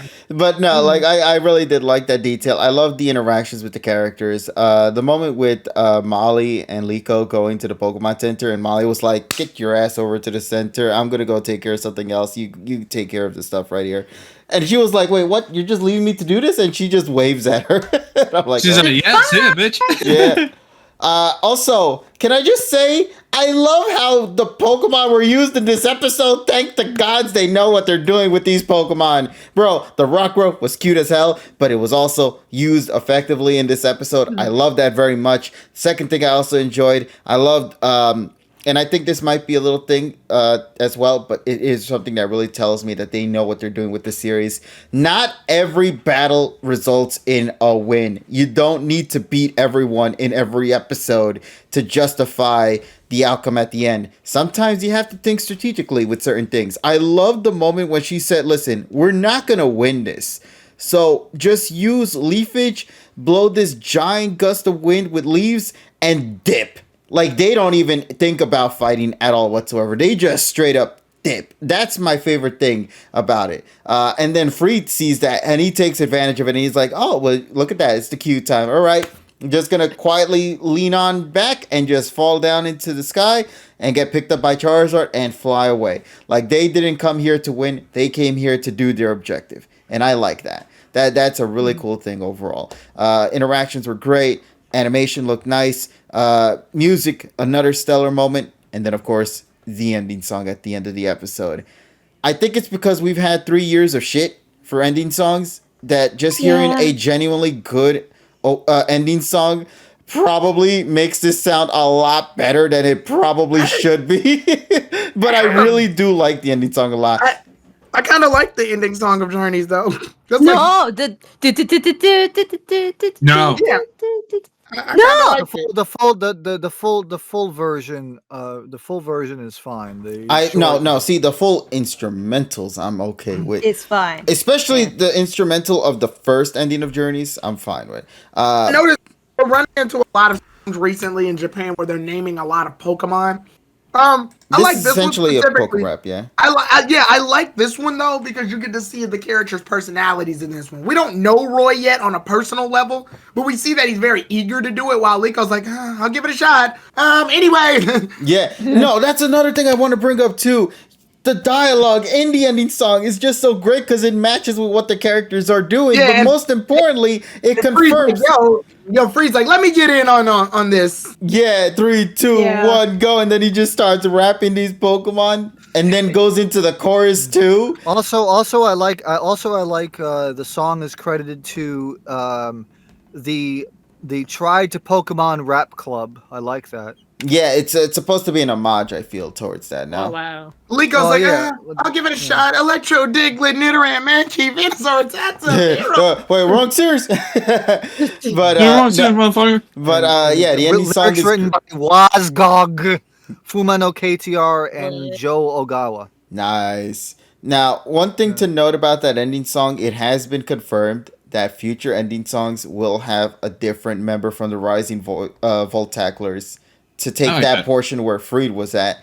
And it says here, RVR Rising Voltecers rap Friede version. That's what the specific one is. Yeah, so I'm excited to see Ori, I'm excited to see Molly, I'm excited to see all these others as well just be a part of this. I think it's going to be a lot of fun, but I hope that with every new version, of course, they always change up the Pokemon that are going to be presented here. I don't want them to start singing about the Gastrodon and the Donphans and all that again. No, switch it up. Yeah. No, I think to just give it a little more juice, to that. It's creative. It's creative rapping, and to me, done right. And I think that's what needs to be appreciated. So and also the whole rapping thing. If people actually watched the special that aired the week before, that where they did the interview with both the Seiyu, that it really makes sense because they actually had a rap battle as part of that portion. So yeah, they actually did kind of give you a tease of how it was going to be styled, like. And at that point, we didn't know how it was going to be done. So once we got to this episode, it's like, oh, look, the two connect in some way, which is really cool. So I really did like it as an episode overall. It was a gradual decline from the second one. Nothing extremely major from the first 2 episodes, but this was essential because you just want to kind of slow it down for a bit after what you did for the first 2 and set things up for what future events are going to happen, especially when you saw the ending of this episode and how Roy is now going to have his side of the story be told this time around in the upcoming episode. This gives you an idea of how things might be structured for future events to play out. So this was a conclusion to just the first trilogy of episodes. Now I'm curious about Roy. But here's the other thing I'm curious about with Roy. Is he getting just 1 episode to himself, or is he going to get 3 episodes to himself? I'm assuming he's going to get 3 episodes because he needs to take a look into Fuecoco. Needs to see this whole Rayquaza thing and it being involved with the Rising Voltaclers, so it's going to be interesting. But I'm excited. I'm excited to see how things will play out. And Can't wait to see more of this. If I had to give it a score, in my opinion, I would give this a nice solid 8 out of 10. I really had a good time with this episode. Love the Pokemon, love the Rising Voltaclers. They've been really slowly growing on me, and their interactions are the thing that I'm dying to see more of as this series progresses on. I think the dialogue in this show is going to carry this series a lot. And if they know how to play their cards right with that, then they got a winning formula with this series. So hoping for the best with this. I know I skipped out on a bunch of other things. Like I didn't even talk about the quote unquote new Team Rocket, especially with the new Jessie per se. With her admiration of cats, I actually adore that so very much because Sprigatito continues to be the cat that it needs to be. And like it stays true to being a cat. So that was great. But yeah, I'll pass it on to someone right now. 8 out of 10 for me personally. Had a good time with it, and cannot wait to see what other stories has to be offered in future episodes. So I'm going to go ahead and pass it on over to this couch first. Emmy, I will leave this one to you. What do you have to say about the episode overall, buddy? Okay. All right. I liked the episode. It was great, but like you said, it was not anything that was like groundbreaking. It's just you needed it for the flow. So I agree with that 100%. I really liked the dream in the beginning. I just like how this series, like in terms of just like the storytelling, it's very connected and like they don't forget about a thing. At least that's what they've shown so far. So like the dream that was like called back at the end, you know, like the flag that was mentioned in the beginning, and then at the end, Roy finds it. So it's like I love these little details. You know, I really love that a lot. Oh, the grandma isn't Delia. Thank God, knocked it out. Yes. Oh, Jotto. We got to see the grandma. We did get to see the grandma, and exactly. We didn't have to wait like 200 episodes to like see this, you know. So and we're gonna see her home region too, so that's good too. We're gonna see her family. Hey, thank you, appreciate you. Oh, that's the first time I've ever seen that. That's cute. Yeah. So it was like I really like these like tiny little details. The detail orientation to this to the series is really nice so far. And again, it's just a breath of fresh air just watching the series, honestly. In terms of just the overall plot, I agree with what KG was saying too. Again, it's like nothing groundbreaking, but it's still like good to watch. I love seeing like the gag with Friede, you know, like not saying anything. It's still continuing and just like, oh, like they were hired by her mom, like what? And then they go a little bit into that, so I really like that. Of course, like the explorer like grunt gives me Jessie vibes as well, so I really like that too. And I like that also they're not. It kind of proves the theory we were talking about of how they're not there to like steal, like I guess to captive Pokemon or whatever, use them as bargaining chips. So that kind of gives us a little bit of more of an insight to the explorers itself. So I thought that was really nice. The Metagross made me laugh, by the way, for Team Voltaclers. I don't know what it was. I don't know if it's because it was just smaller than usual, but like, or it just used its hand to just jam its like hand into like the like, I don't know what it was, but I think it was like the Volt or like the Surge Protector, whatever it was. But I just thought it was funny. In terms of other things as well, Spriggs is great. It's a cat, you know, it is just great. And I'm glad they brought back Anne at the end. I'm sorry, I'm very all over the place. In terms of Pikachu, oh, I love Pikachu so much. Oh, every episode something new happens and it's great. He's just so confident. That's just my goal now, to be as confident as Captain Pikachu. Like, even when it jumps, you know, when it's warming itself. That little scene is my favorite little thing. Just Pikachu warming itself, because it comes out of absolutely nowhere. It just happens in the middle of dialogue, and it's just great. And you know what? If I ever see this Pikachu with its like arms not crossed, there's something wrong. You know, there's definitely something wrong. That's gonna be a big development episode.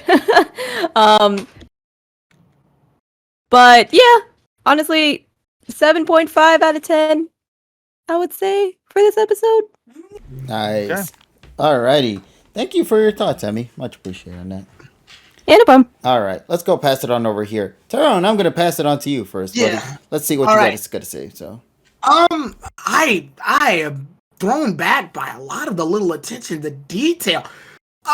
When I started this off, I said that Horizons very much feels the world of Horizons feels very real compared to the old Pokemon anime. And I know that's going to trigger some people, but they both have Pokemon in the title. They're going to be similar.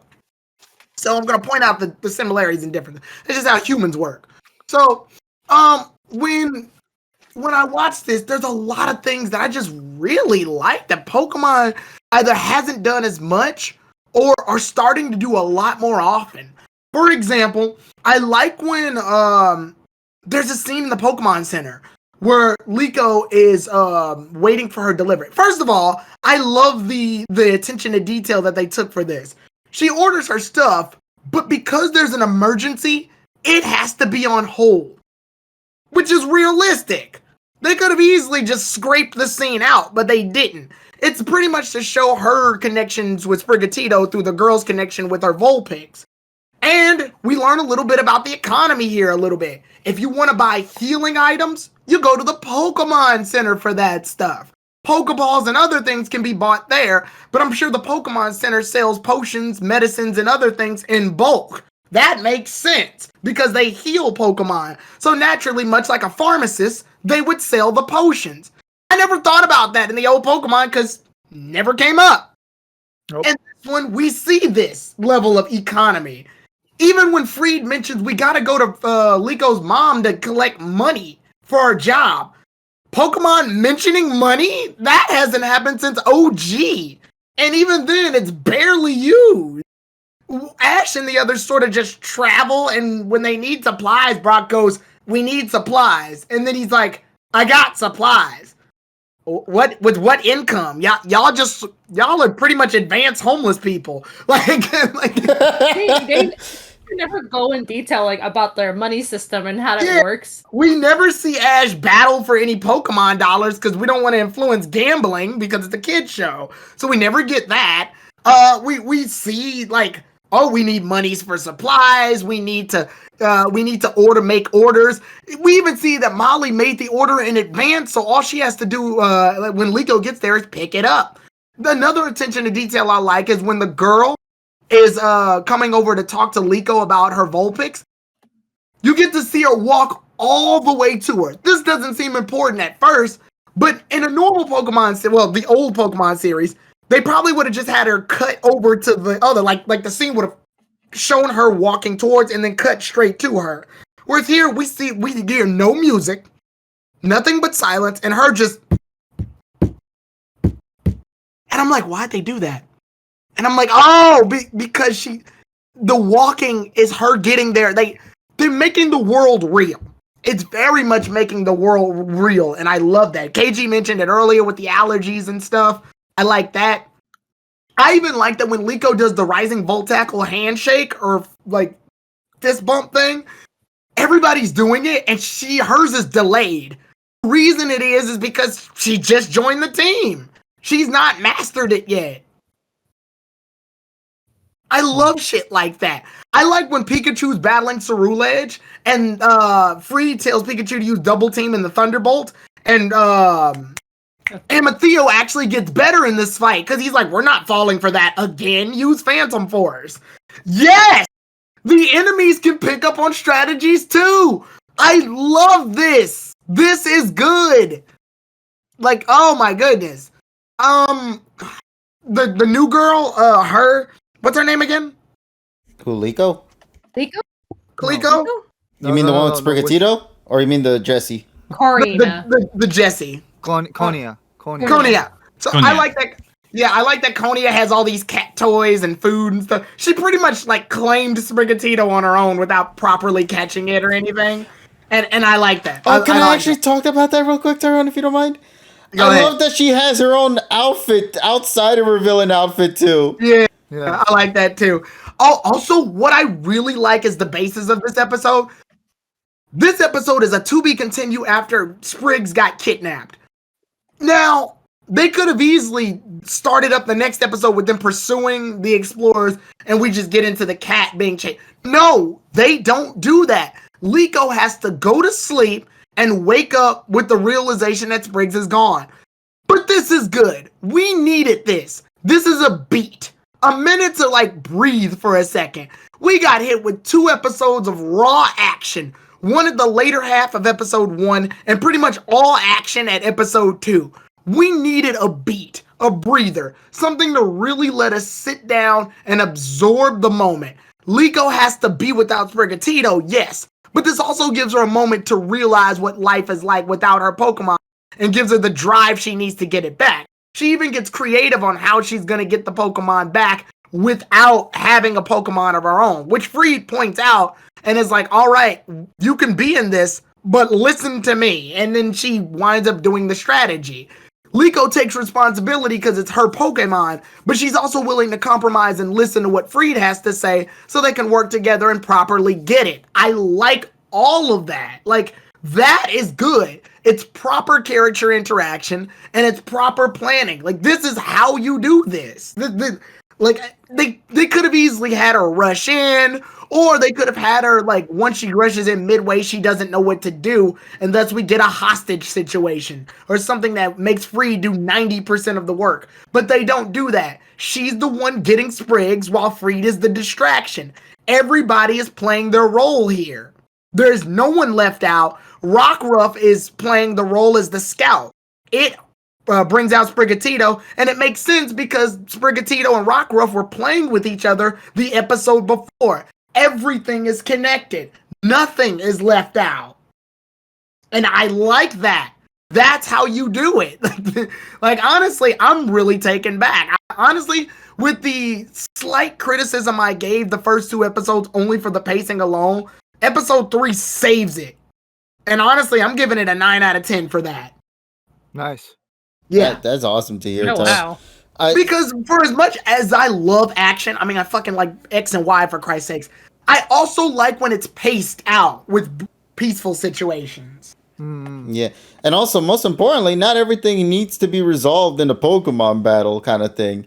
Like, there's nobody won in this episode. The only thing that happened was they rescued the Pokemon. And I also like Amathio's, like, Amathio very much likes the sport of battle. He definitely has a moral factor that plays here. He could have easily used Sprigatito as bait to get Liko, but he doesn't. He simply says, yo, we're not going to use it as bait. We're above that. We're just going to get the girl. We're going to do it the old-fashioned way. And while that seems idiotic, it's his way. And it makes them a lot more dimensional than just generic Saturday morning supervillain. You want to know why it works?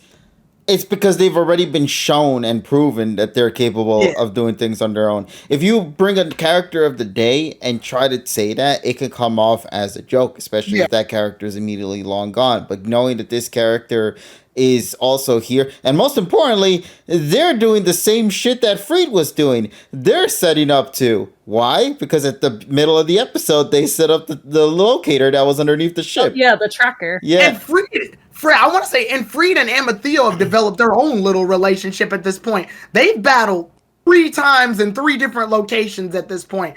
I'm starting to think that Friede and Amathio like to fight just for the sport of it, but it's hidden under both objectives. One to protect Liko and Sprigatito, while Amathio's is to simply steal the pendant and Liko. Mm-hmm. They're opposing forces. They're 2 sides of the same coin. I don't know. Maybe I'm looking too far into it, but I love character parallels like that. No, don't worry. That's what I was doing with Sun and Moon. A lot. Welcome to my world with this one. But I'm very happy with that, though. Yeah, solid 9 out of 10. Slight criticism is only this episode outside of the battles. And while it wasn't, like, terrible, you can definitely notice it was outside of the battle. You can definitely tell. You could definitely tell some parts were like, it was kind of drawn weird. Oh, yeah. But the Pikachu scene was still done very, very nicely. Oh, yeah, definitely. But I also do like that the Pokemon of the day was Pikachu, I think. So we get to see, like, Captain Pikachu with, like, a coffee mug and, like, just showing it off and stuff like that. That was my favorite scene. Yeah, with the skitty cup and all that. Skitty cup, Yeah, really nice, really nice attention to detail. But yeah, overall, I'm loving it. I'm loving what we're getting so far. All right, and with that, and now we definitely get to slow things down with Roy. This will be probably our chance to be a little bit more lighthearted. That way, when we hop back into action, we'll be set. Yeah. All right. Well, let me go ahead and pass it on to the next buddy, Tyrone. Thanks for your input there. Anne's return. Anne's return. I forgot to mention that. I love Anne's return. Well, she doesn't return, but we get to see her on a video phone. So, and I love that Liko is going to be video calling her now. I absolutely adore that.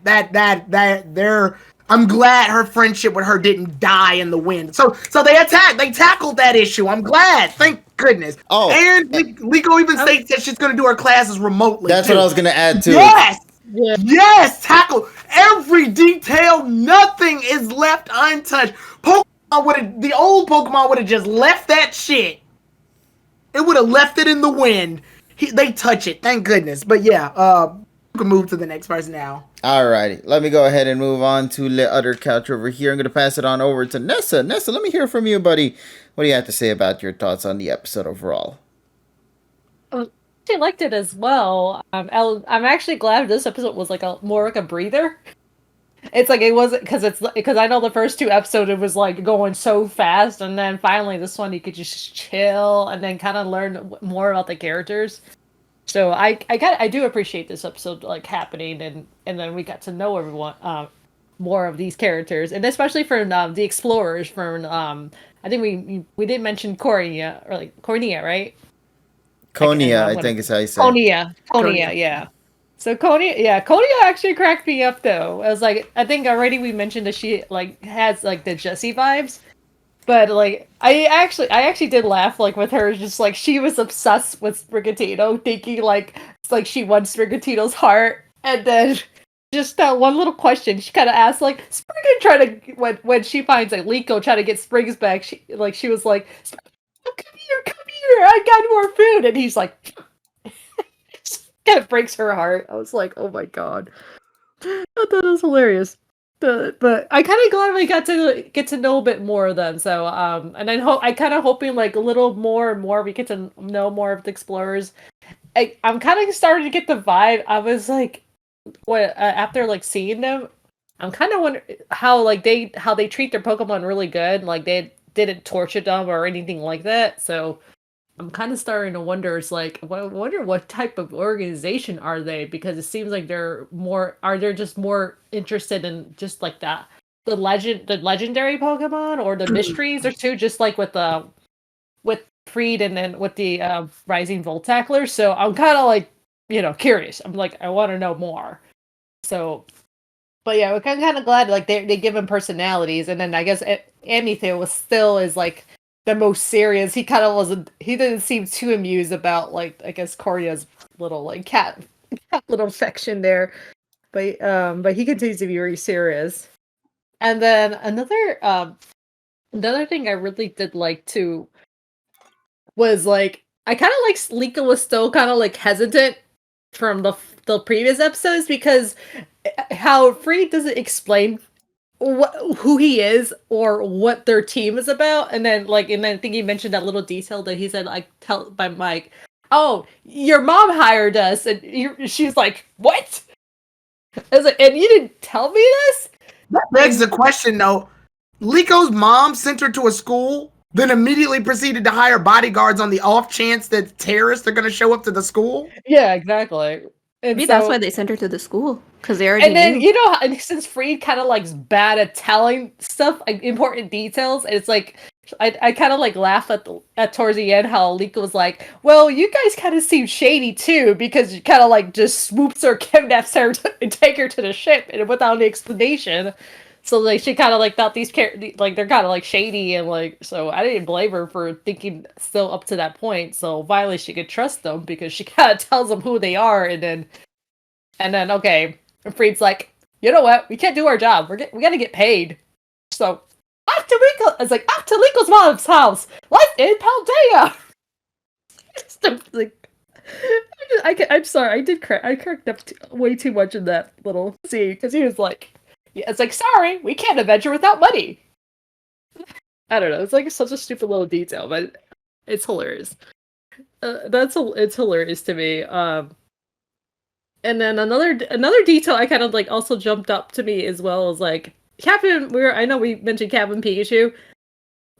Pikachu still when we battled against Amityville again, and he uses a double team, and I kind of like when if you pause. I don't know if you pause once all his double teams kind of come out. You kind of notice like they're like all different poses of Pikachu, and there was like one where he was like smiling. They're definitely having fun with that with Pikachu's double team. Oh yeah. Because Ash's Pikachu never learned to double team. I know. So they are having a blast with that shit. No, yeah, I have like I'm on my phone right now. I have it like where it's paused, and then looking at all these Pikachu little faces, and he's just kind of like smirking. And there's one he just like have his teeth show. Isn't there one where Pikachu's doing the pose that you would do if you're doing an electric Z move?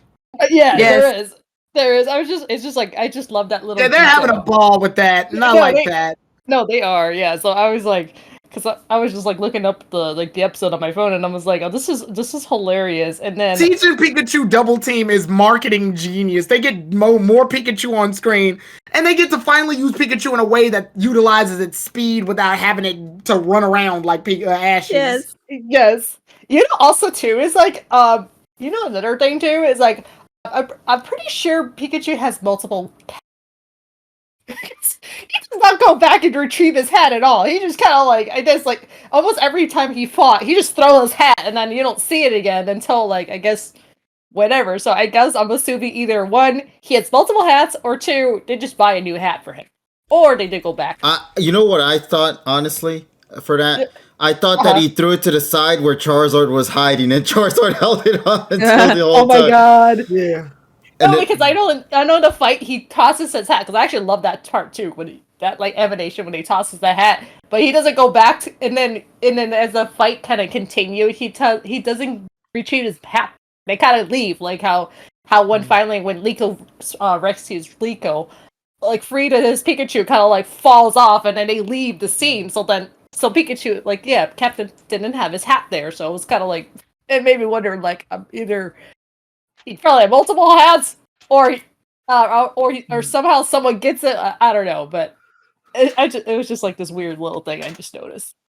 But yeah, I'm kind of glad. Yeah, I'm kind of glad we're getting more, like, at least a lot more questions answered, and also too, since I guess there's Nurse Joy that we saw too as well for that. Oh yeah. Nurse Joy transcends universes. Yeah, so I'm kind of wondering, like, okay, are we still in the same universe as Ashes, or completely alternate? I mean, nah, I think Nurse Joy kind of transcends all of that. She's a video game character first to me. Yeah, she is. So what do you think? So, yeah, so I'm just kind of like, okay, I guess time will tell. So, but I kind of just saw like, oh, okay, so they're still doing that. So. Because I actually thought I was like they're completely out of it, but I guess they're like, no, we gotta keep some of the little things. But yeah, I think that, and then Roy, I'm kind of interested though, because he seems like it's kind of interesting that he finds the flag and everything. So I'm excited for him to come in and know how it's gonna be. We kind of get to learn a little bit his personality from that rap. So they kind of like teased us there, But yeah, no, I actually had a fun time with this episode. I can't complain much. I'm glad that this is like more of a breather, and I would probably give this like an 8 out of 10. Oh, okay. No, I thought you were gonna add something extra to the end. That's why I stayed paused in case. But no, very glad to know that you were having a good time with this episode. Very happy to see that. So thank you for sharing your input there, Nessa. No, you're welcome though. And then I actually wrote episode 1 and 2 review actually this past Saturday. I know it's late, but I actually had fun writing it. And then I'm actually haven't used Tumblr in a while, so I was like, I don't think this review is gonna go anywhere. But I was kind of surprised some people picked it up on it, and even someone reblogged because they liked it's Tumblr. And yeah, they apparently liked, I think, something that I said regarding about Ash, because I mentioned the Ash is canceled party. Woo! Yeah, they're probably happy I wrote, because they have something I wrote on there, and then people were like picked up on that because I was like, I talked about how they kept changing stuff, and then Mm-hmm. No worries. Yeah, no, but definitely, yeah, no. But if you guys are interested, you could definitely read it. So I kind of better off like just, I guess, writing stuff than expressing it, I guess. Listen, there's always different demographics for different people. Not everyone will always appeal to the same thing, but it never hurts to have variety in your style of reviewing content. That's just how it is in life.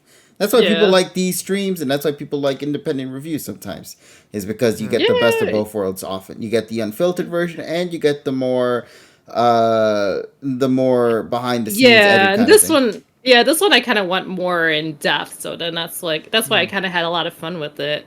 Yeah, and then I'll go ahead and share the link so if you guys want to see it. I think Galar already did. Galar already did. Galar. Oh, thank you, Galar. Thank you. Don't worry. You got your fans right there already. Nessa with that. All right, then let's go and move on into the next homie. He's actually in this same couch with you, Nessa. I'm gonna pass it on over to our buddy Richie. Want to hear his input on the episode, buddy. So go ahead and share your thoughts on it, Rich. Thank you for your input, Richie. Appreciate it. Richie Red.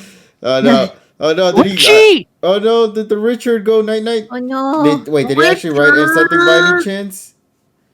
Oh, I didn't realize his famous. Oh, there he is. There you go. All right, cool. Actually, before you do, Richie, just because I just only read this now, for some reason it didn't even register for me. May Emmy just take a chance real quick to just share Cosmic's reviews for a bit, and then we'll pass it on to you, Richie, if you don't mind. Damn, even when she's not here, she still cucks me crazy. But anyways, that's fine. Go ahead. Yeah. All right, go ahead. Just quickly say what Cosmic had to say for her thingy mabob, and then we'll go right to Richie's. Of course, no problem. It's very, very short, but she said 8 out of 10. Nice conclusion. Friede's still hot, and she loves Sprigs. That is all. Okay. Well, there you go, ladies and gents. Cosmic's review. Yeah, Cosmic reviews on these episodes are outpacing her short size, bro. It's crazy. Yeah. Oh, Lord. But thank you for sharing that, though, Emmy, as well. All right. Now, Richie, I will go ahead and pass it on to you, buddy. So go ahead and give your input on the third episode, buddy. Geez. I don't even know if I could top that. It was just so simple and short. But no, in all seriousness, just to speak on 1 and 2, since I wasn't here for that, I enjoyed 1 and 2's introduction. Definitely a different approach, somewhat of a different approach from what we were used to seeing before. But I definitely did like the way things were set up. And some of the things I already pointed out, as mentioned in Cameron's review, Tyron's review, those are very welcome changes in terms of approaches to the plot, approaches to certain scenarios of what will happen here and there. They're all welcomed. I very much so enjoyed 1 and 2.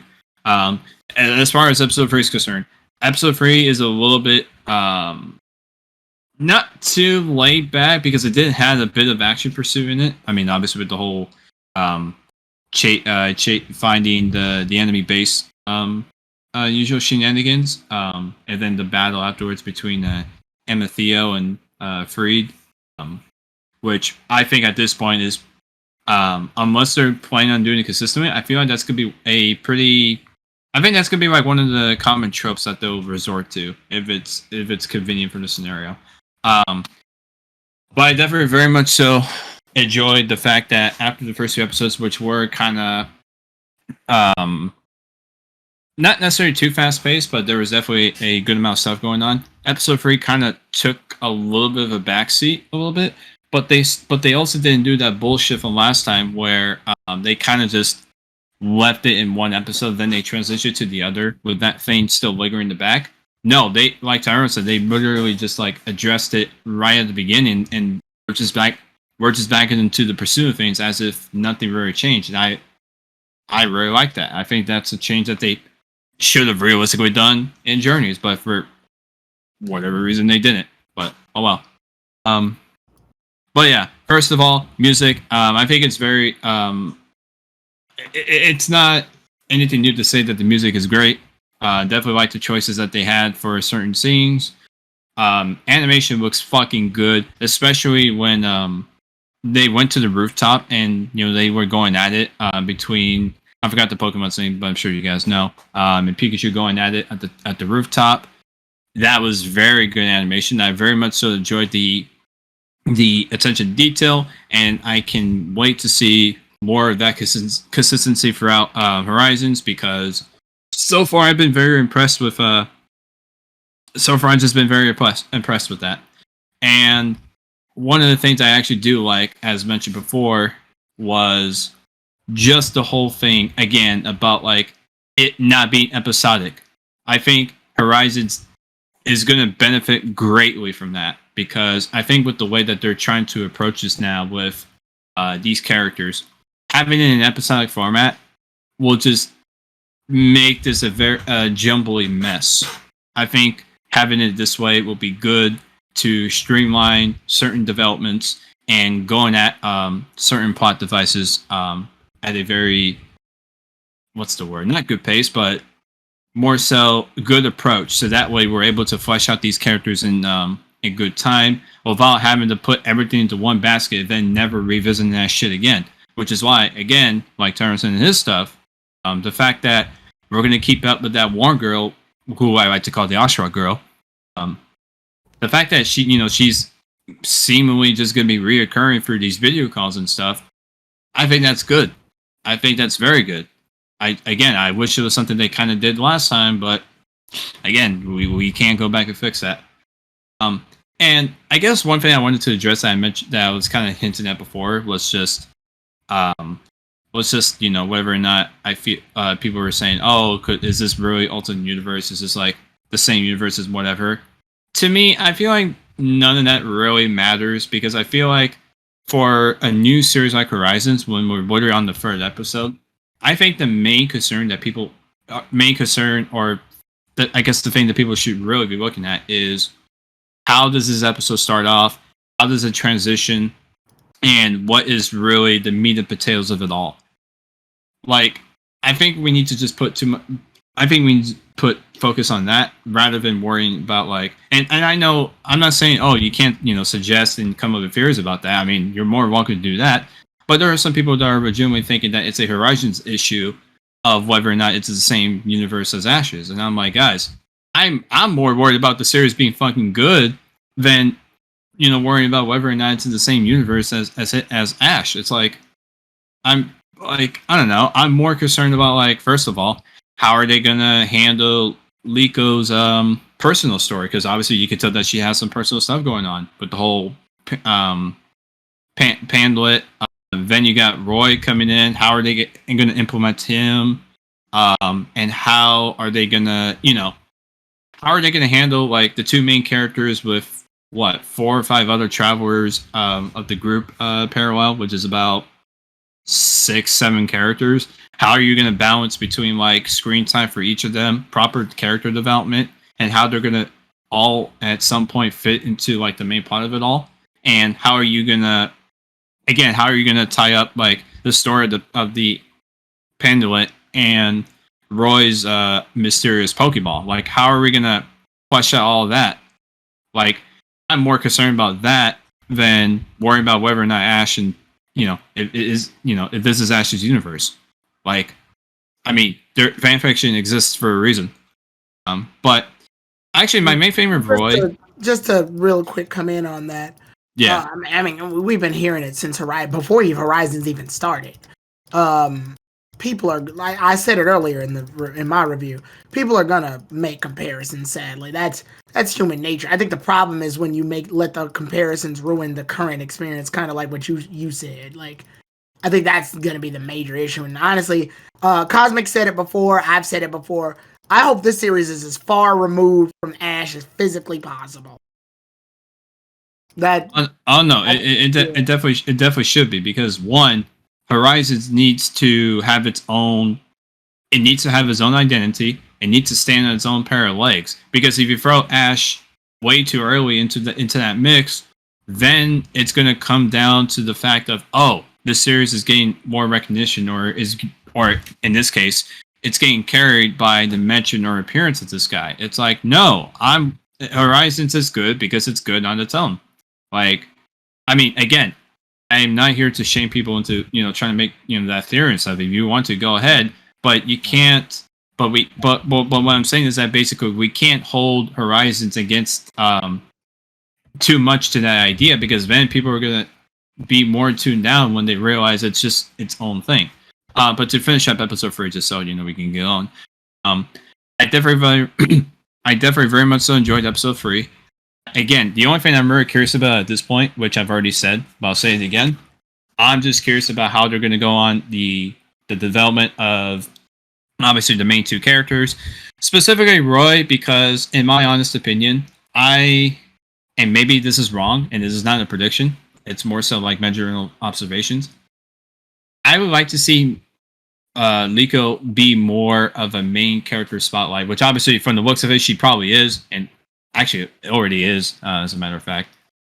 So I just want to know, how do you handle that spotlight that you know that you've already given to her, but also still give Roy proper screen time and development to also have his moments of shy? Are you going to have a 2 main character setup, or are you going to give it the Well, they've what they already did said that what they're they gonna did be. before? Well, they've already said that they're going to be doing the double. So we're already Okay, looking. okay, that's good. They're That's already good. yeah. I mean, they're both, the names are both in the subtitle of the damn series. So the answer is I yes. think unfortunately, Roy's biggest problem is that he's not at the start of the series. Liko starts first. She's front and center in the marketing posters. It is double, but it's very clear there's a bias. It's very clear. Like, they're not hiding it. Oh no, Like, yeah, for sure. Yeah, Legal's like more like, I think, front and center than Roy is. Yeah, she's even wearing like the trademark like bright blue colors and stuff. She's more spotlighted. You can see it. Yeah. Hmm.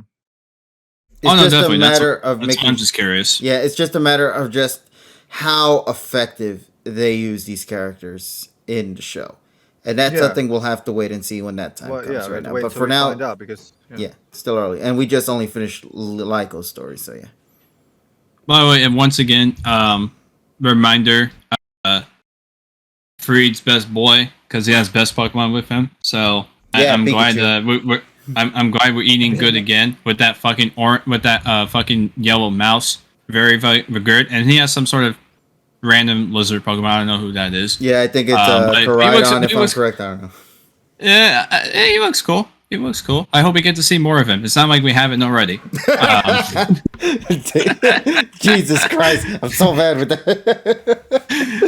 Jesus. But no, overall, those are really my main concern. Well, I guess you could call them concerns, but I guess main point of contention that I'll be looking forward to seeing is, how do you handle, in this case, as CS has just confirmed to us, how do you handle the double character spotlight without it being too biased to one character, but give proper screen time and development to both within these amount of episodes? But also on top of that, director, that's how you do it.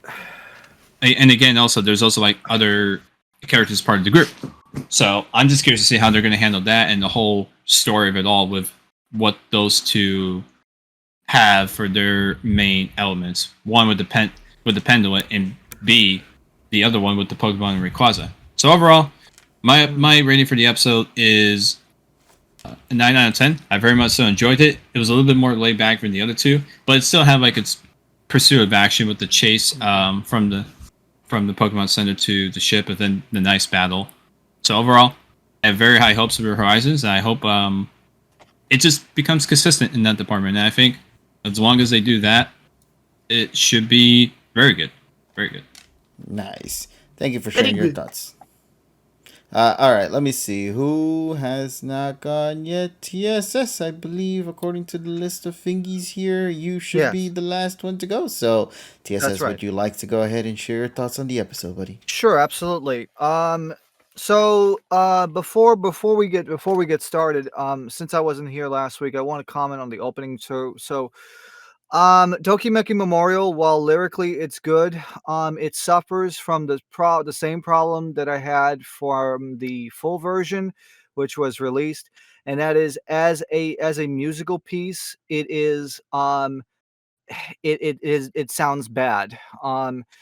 The song is overly compressed and lacks a lot of dynamic range. You compare this song to even songs from like the Diamond Pearl era, like for example, High Touch, or what's the other one? Ears my ears must not have the same palette as yours, because I don't know about you, but for the past 3 weeks, this fucking for the past 3 weeks that's been stuck in my head, and Lyrically, it's great.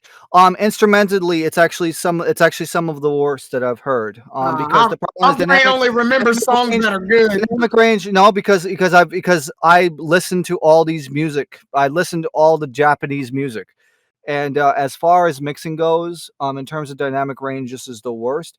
The reason why I hold like Psycho Everyday band version in high regard is because there is a volume difference between every instrument. Here it's all samey, and also Asmi's vocals gets killed, like gets drained out because her voice is very light. But the problem is when you pump up the instruments and they all sound the same volume, you lose the intricacies and the fidelity of the song. And the instrumentals is what kills the song. The music, lyrically, it's a good song, but even when it's not freaking compressed, even when it's not like compressed to hell on the broadcast, it does sound. It still sounds pretty bad, like musically.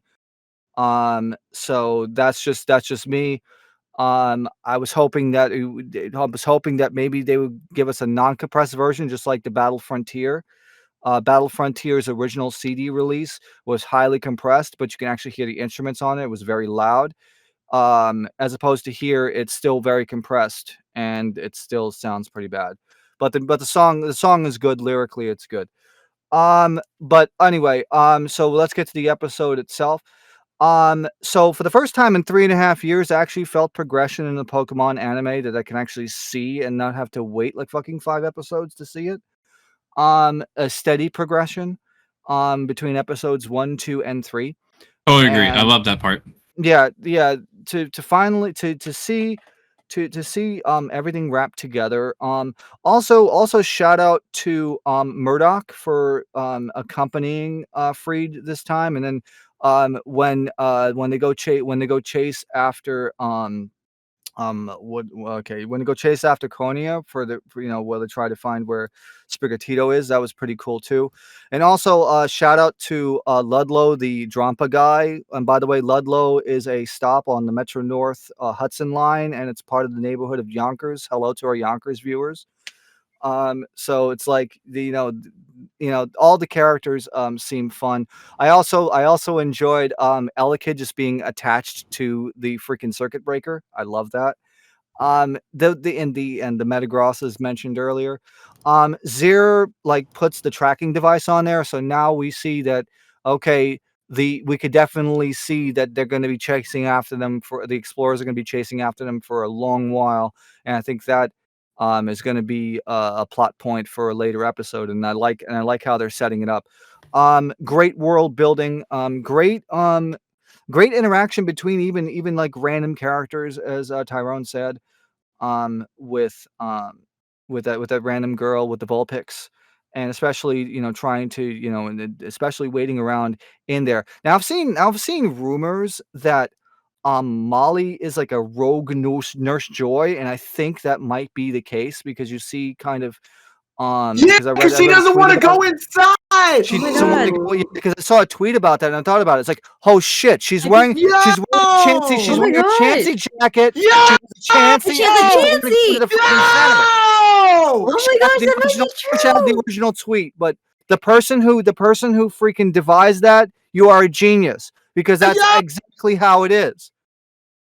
That's exactly even think about that shit. Oh my god, I love this. Oh series. my god, that's so. I hope that's the case. Like I said, somebody pointed it out on Twitter, and I was like, "Oh shit, that makes 100% sense." And I'm like, "Dude, she's a traveling Joy. This is fucking amazing.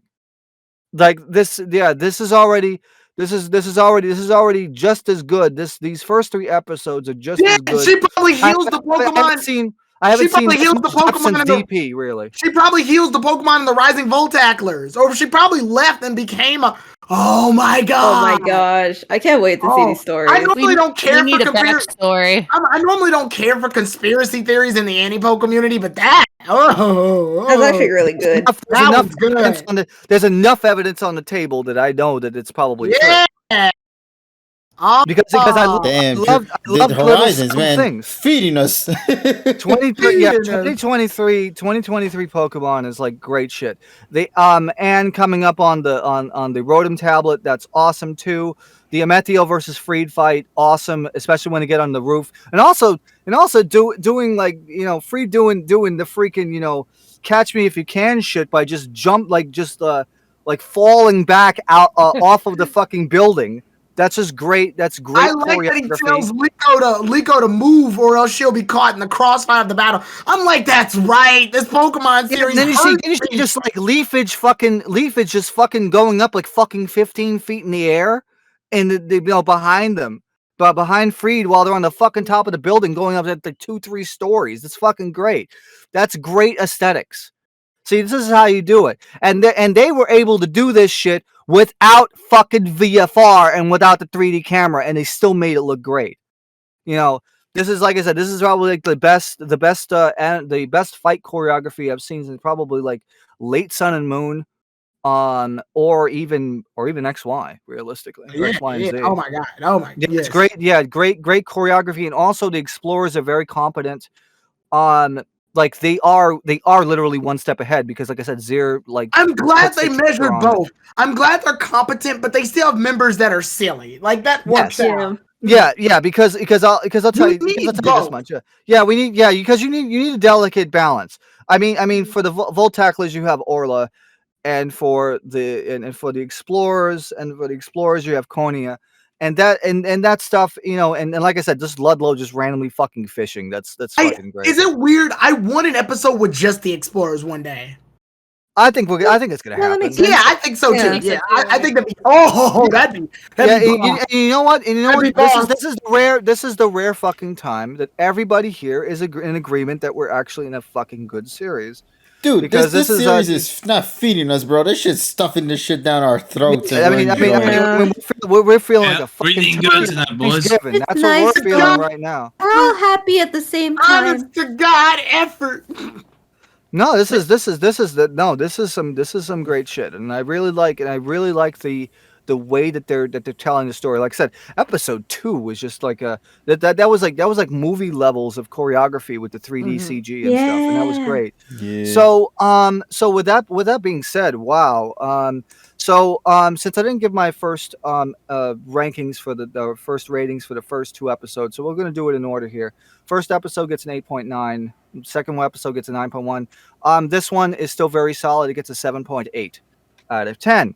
And I'm really liking the way that finally I'm feeling progress in a Pokemon anime for the first time in like 3.5 years. And it took 3 episodes to do something. I know. To see that we finally get like progression that we see with our own eyes without having to freaking I don't know, stare at a fucking Morpeko for 5 minutes or something. Also, the theories in this show have been really cool, and the ideas behind it. But the best thing about these theories and ideas, it doesn't have to be attached to 25 years of history. No. So it is all completely fresh. It's all clean. It's all on its own. I really liked Roy's introduction. He's very, very spirited individual, and I really can't wait until his character gets fleshed out. I'm very happy that he's not the Ash clone that I was fearing he was going to be. In the first few minutes of his introduction in this episode, he is completely his own character.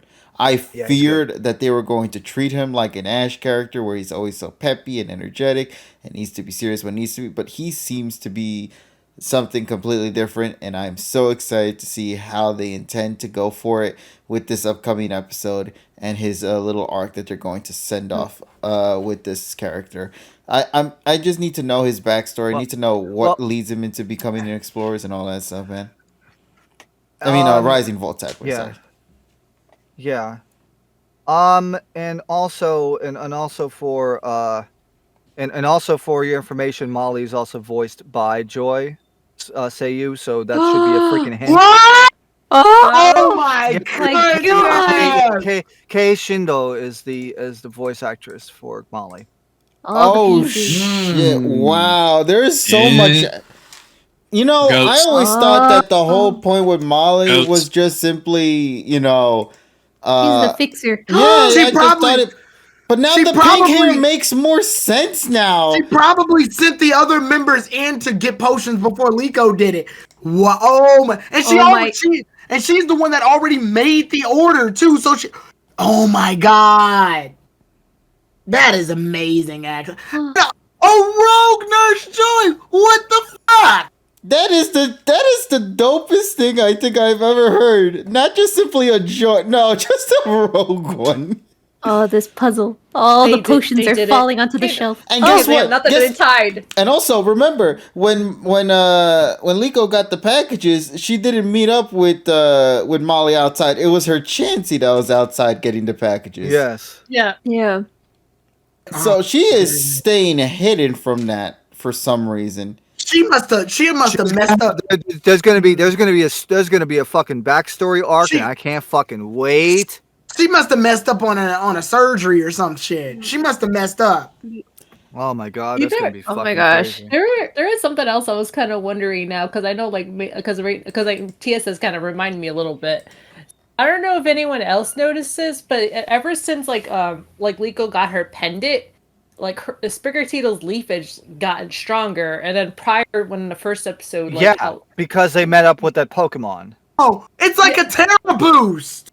No, that's what Terra leafage essentially. Yeah, it's because it's like ever since she got the pendant, and then when she ordered the leafage, it was like completely like been jacked up, yeah. And then from this prayer episode still like proves that too because it was super jacked up, and then also like Friede was able to make his escape. So I'm like wondering, okay, is there also a connection there between the pendant and then why like Sprigatito's like leafage is that strong? That was like it's. Yeah, and I like how it's gonna be. We're 3 episodes in, and now we're finally going to Paldio. Yay! Yeah, I know, that's fucking great. And Rayquaza is gonna be there for some stupid reason. I've seen more Paldia. 40 episodes or 40. Yeah, I was gonna say I've seen more. I've seen more Gen 9 representation in these 3 episodes than all of Gen 8 and Journeys. But you know what's so nice about that? It feels so natural. It doesn't feel forced and shoved in your face, you know? And you don't need to be in Paldia to represent Gen 9. You just need to represent them in the story itself. So Coco is cool. I like the character. Also, I'm just I love Coco. I'm just trying to go back real quick and look at Molly's team, see if it does anything to show more about her whole doctor status. Obviously, aside from the Chansey, she has a Snorunt, a Shuckle, and a Pawmi. And I'm wondering if those could essentially be tools that Joy would use. I assume the Snorunt probably to help with burns and stuff. So it could be used as a cooling machine. Shuckle, I assume for the Shuckle juice, which is supposed to be very helpful with that for Pokemon or maybe for humans too. But the Pawmi is the one that's throwing me off. I don't know what. Tommy says it has defibrillator. So. Oh shit! Oh my gosh! Oh, whoa! Yeah. Are we gonna be seeing Are we seeing death in the CF show too? Bro. Oh shit! Yeah, because I was like, that's like when I was thinking the point of dying, and they need to especially when they had to do CPR, they had to pump the heart, and then afterwards they had to shock them. Defibrillator. Clear, Pawmi. I really hope its hidden ability, Iron Fist, is in play. They need to animate that shit in this series. Oh my god. Okay, so check this out. Yeah, she has Pawmi. She has Shuckle. Snorunt. Shuckle. Okay, I get Shuckle because it has berry juice. If you hold and it can probably make the medicine. It makes medicine. Snorunt I'm not getting yet. No, I said that. It's for the burns. Burns. Yeah. And then Chansey for the wow, that is oh my god. Yeah, because initially when we saw this series, we were so confused by why these Pokemon were involved in the cast. Now there's actual genuine purpose behind them, but they're keeping that a mystery at the moment. And actually almost all the Pokemon kind of plays a role. And her undershirt looks like the Nurse Joy. Yo. Okay. Oh my. Give Pokemon us the episode. Horizons, chill out. Chill out. Stop being so good. No, actually, don't stop, please. I need you to calm down, yo. Oh my god. It seems like there's a lot of things because they were like, there's nothing tied up anymore. So they were like, you know what, we could do whatever we want. Well, like I said, they have a different director now. They have like a different producer. Please, dear God, please don't lose this director. They know what they're cooking, bro. Let them cook, man. Let them cook. They said that we're not attached to anything when nobody's at the metro. I can do what I want. These hands, they're about to get dirty. Very dirty.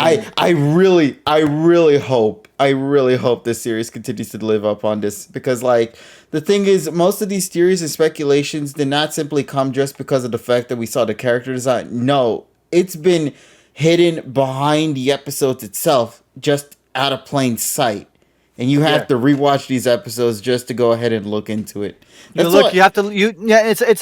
essentially like Easter eggs, but it's like very very strategically placed ones. Yeah, and narratively placed. Actually, the director's familiar, Tetsuya Yajima. Yeah, the one who made X and Y. Yeah, it was X and Y.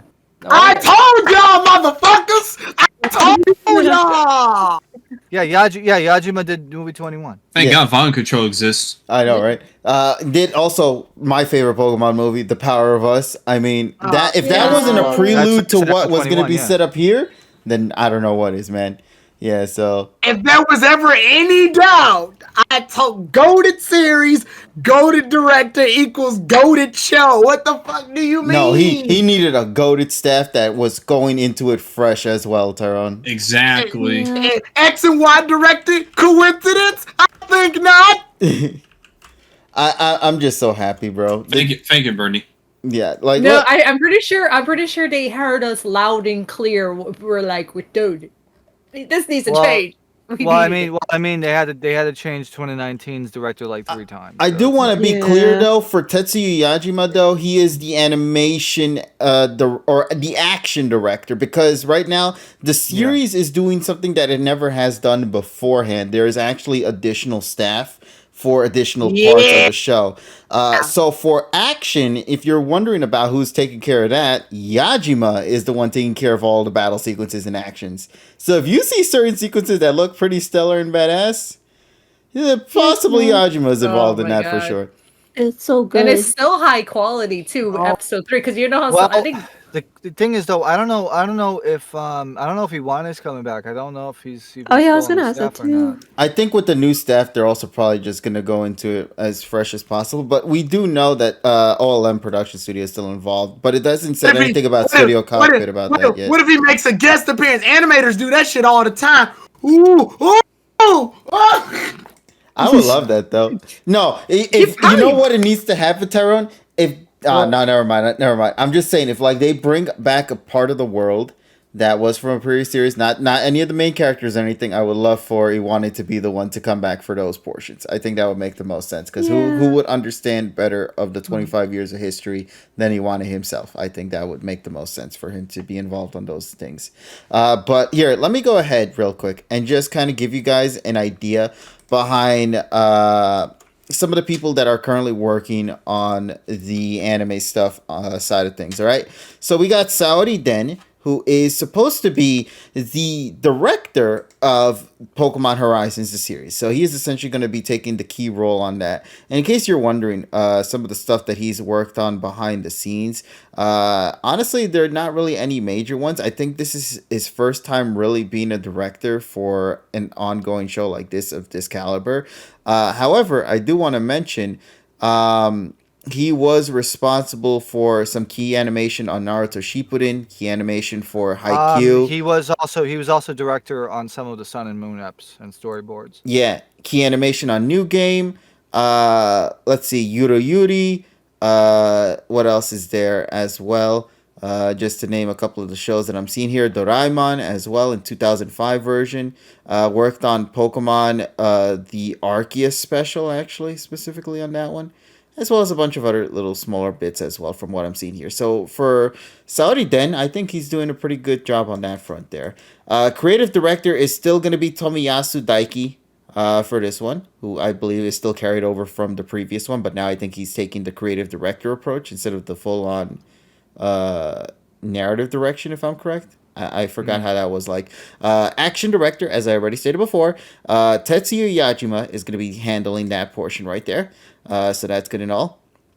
Series organization. I don't think I've ever heard this before with this one.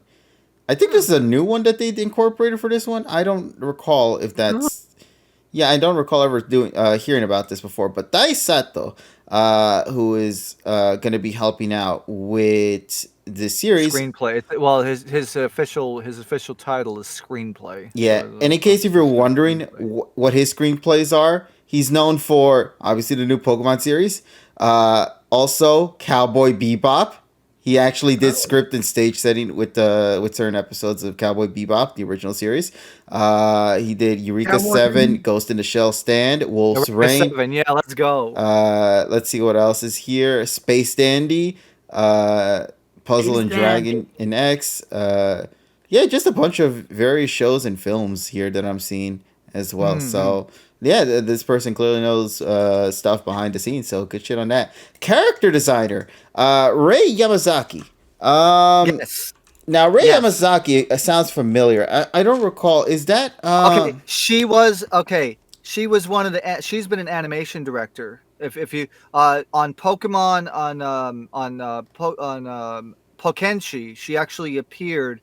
She was the one wearing the Mijumaru shirt, and she was guiding Shokotan how to draw at the end of Sun and Moon, because remember, Shokotan did like key animation in one of the episodes on the finals. Oh, and she was also responsible for, I think, for the animation director on The Power of Us, if I'm correct too. Yes. So she was also helping out on that. So you got somebody from The Power of Us. So she was actually legitimately in the Pokemon universe, like on camera in Pokenshi. Yeah. So that's really cool. I actually like that. Kyoko Ito, I think, is going to be helping out with sub-character design. Obviously helping out with Pokemon Horizons, but also did help out with Pokemon in the past as well, such as Pokemon the series Sun and Moon, Pokemon the movie I Choose You, Power of Us, Volcanion, Secrets of the Jungle, etc. But also had helped out with another series such as Inazuma 11, Kami-sama, Mushoko Tensei, if you guys already know that one, the Jobless Reincarnation one. Helped out a little bit with that one, among some other shows as well. So that's really cool to hear. Sound director, as you guys already know, Masafumi Mima. That's right. Yeah, so Masafumi Mima is coming back. Pantomime, it's the Alola League, because Shokotan did a key art, like a key art scene. I think it was like one of Lily. Mm-hmm. But it was featured on one of the Pokenshi episodes back in 2019. Yeah. And then, of course, music done by Konish. I hope I'm pronouncing that correctly. Konish. I apologize. Who did music for some series in the past. But if you guys know Pokemon, you will know that they actually helped out with Pokemon Twilight Wings, as well as helping out with music on Pokemon Hisuian Snow as well. But if you're kind of curious about some of the other shows that they've done for music in the past, they have helped out with Recovery of an MMO Junkie, Sunny Boy, as well as Yu-Gi-Oh! Zexal as well. Yeah, so helped out. Zexal and Hyde. Hetalia, I think that's how you pronounce it. Hetalia. Yeah, so just to name a couple of the series. But it looks like for this one, Pokemon Horizons series is probably going to be the biggest one that Konishi is going to have under their belt. So that's going to be a lot of fun to hear more of the music. And honestly, the music has been pretty stellar so far. So 10 out of 10. I think one of my staff members also mentioned on PM that for some reason the music is a bit loud, like mixing wise against the dialogue, and I'm hoping that they're going to fix that. Yeah, maybe it was just the first 3 episode kind of thing. Yeah. So, and then of course, animation production being helped out by OLM, and it looks like from the time that they had, they allowed them to just let the animators cook for a bit, because I think they finally figured out how to kind of clean things up for the staff. Hopefully, just judging from these first few episodes, I just hope that they got the. Let's hope there's no production delays. Yeah. Mm-hmm. So fingers crossed on that. But for the most part, as you guys can just tell from everybody here in the call, everybody has came out with a very, very positive reception for the first 3 The episodes. show's fucking amazing. Mm-hmm. Now the real question is, can it carry? Because once again, a show's first impression can really mean a lot, but it all comes down to whether or not it can contain that momentum. Well, also this is a little bit different because we're gonna have the series in sections. Mm-hmm. So this is just the first section, and then the section's going to be over, and then a new section is going to start. Honestly, that sounds really cool. Like how we used to do back then with X and Y, Tyrone, where we did like reviews of like a couple of episodes and then we talk about it. Honestly, it would be cool to do like reviews of the portions. I would actually like to see. I would like to see if they break it into like 26 episode chunks. I would like to see that. I genuinely. Well, you already know. Yeah, if you look at my YouTube channel, by the way, you know I'm doing the reviews of Horizons of the Horizons episode. Which I want to point out, I love that whenever I pick a series to review, it's good. It's just good. Yeah. Well, good. It gets positive reception. I'll fuck with that. All right, we'll start doing it again. Yeah. I actually on my review I actually did ask that question too. Is like if it's gonna be one of the like the standard animes like we got like TSS. Yeah, like you're gonna have like you're gonna have maybe a 13. I don't think they're gonna do 13. Maybe they're gonna do 26 or 25 maybe. I was like, hey, give the animators a break or something. Right. Mm-hmm. Yeah. Which like I wouldn't mind waiting. Call me at fucking 12 midnight. Who knows? But yeah, that was like, yeah, if answer. If it's gonna be that, I'll be surprised. And I was like, okay. But whatever direction they decide to do, so right. We don't know when the first section is gonna be over. We only know that it's gonna be divided into sections. And I am all for it, buddy. I am all for it. Actually, you know what? I'm just going right now to check on the animation, or not the artwork. Tyrone and the others here, I'm going to post this on the PokéPod session. I'm now very curious about Molly. Look at her character art design that they gave for her specifically. Oh my god. But look, they have her with her jacket on and some without, but look at the bottom right one, though, specifically. And her main partner Pokemon is Chansey.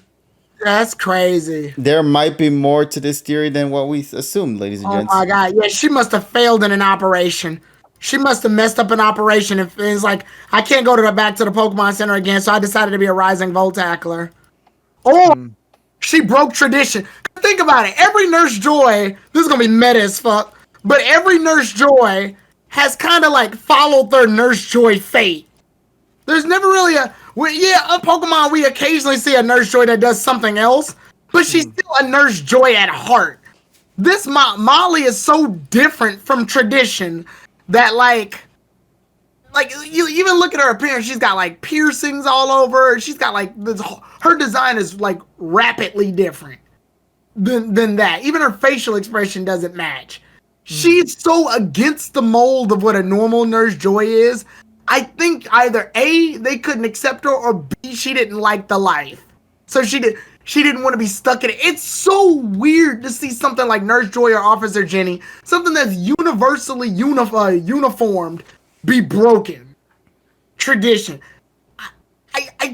Oh my god, I really want to see this backstory. I just want to see more of her in general. Yeah. I mean, and I hope we get episodes like that. I hope we get episodes where Liko is hanging out with a specific crew member for the day. Like I'm hanging out with Murdoch today, or I'm hanging out with Molly for today. Or Ludlow. Or Leo. Yeah. Because Ludlow, like I feel like we need to Ludlow. We need to know more about Ludlow a lot. Like he's very separated from the group, and he's always in that fishing spot. I feel like that's gonna be the main character's like lesson on patience, probably, by the way, too. And who's that Nidorina cosplayer? Nidothing. Nidothing or Gudamine or whatever you want to call it. Yeah. I was like, oh, did y'all mention Liko's grandma? We have not. Liko's grandma is also the big mystery too. Earlier, but... Yeah, it's very mysterious. I like that they showed her she has an Arcanine. Yeah. Yep. Yeah, she doesn't look like anyone familiar, and because there's some people. There's actually people were stretching it on Twitter. Oh yeah, they're reaching. They're reaching. They were saying, "Oh, that's Dawn's.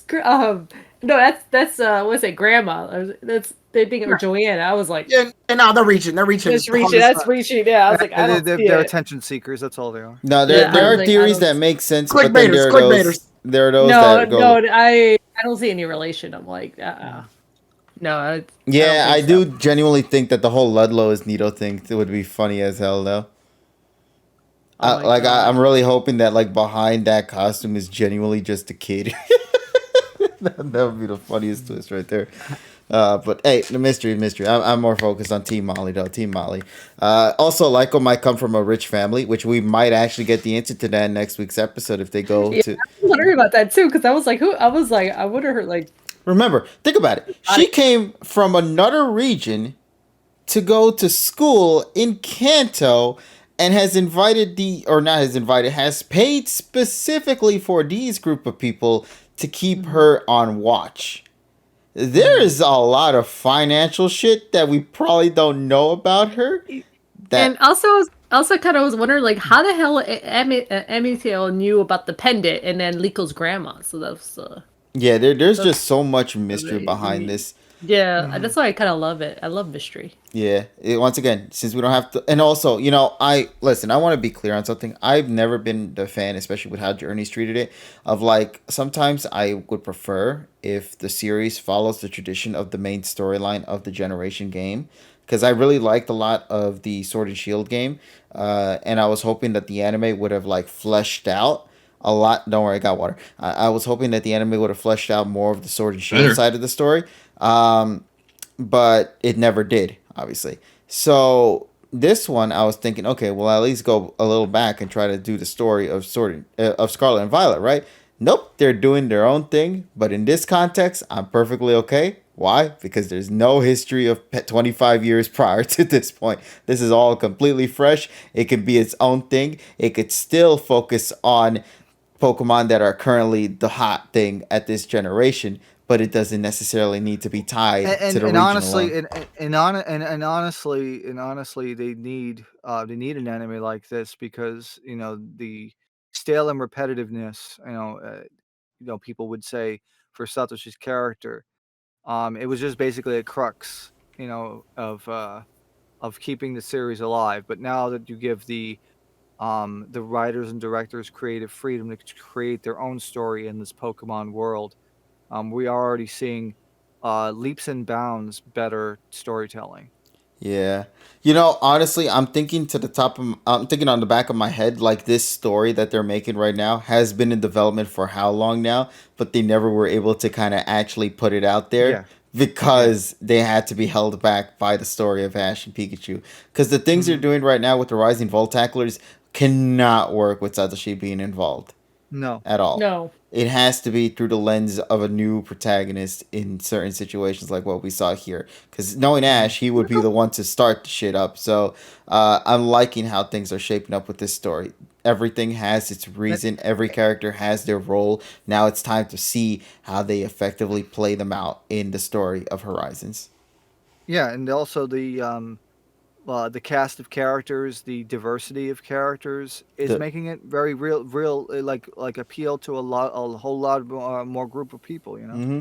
If you like narrative, this series is looking to have it. If you like little attention to details, this story seems to have it. If you like character dynamics, this story seems to have it. I'm actually the most interested in this story. Like haven't been this interested in a Pokemon story since DP. So. Yeah, for me, it's been since Sunny Moon. But it's just fun to be back in the hype train of this.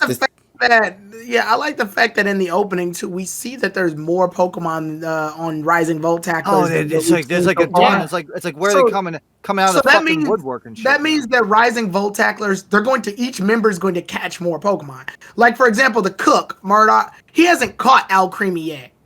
Yeah. So we're gonna see an episode where he catches Alcreme.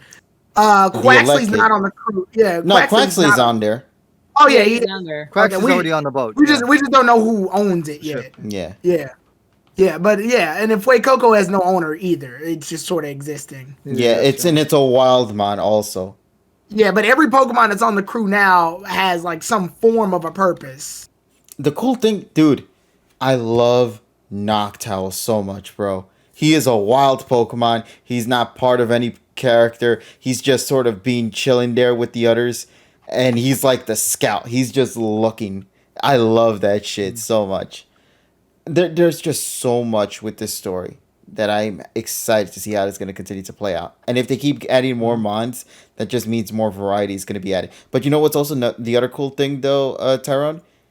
These aren't like the traditional, let's go for these popular mons. We're choosing some pretty odd choices with this one. Slugma, Elekid, Metagross. Yeah, not even the final form, just the middle evolution of it. Yeah. He was like, they were powering up that freaking shit. Yeah, all of Orla's Pokemon are engine based Pokemon. Yeah, I guess she's the mechanic because I actually thought she ran the ship, but then I didn't realize she had other duties too.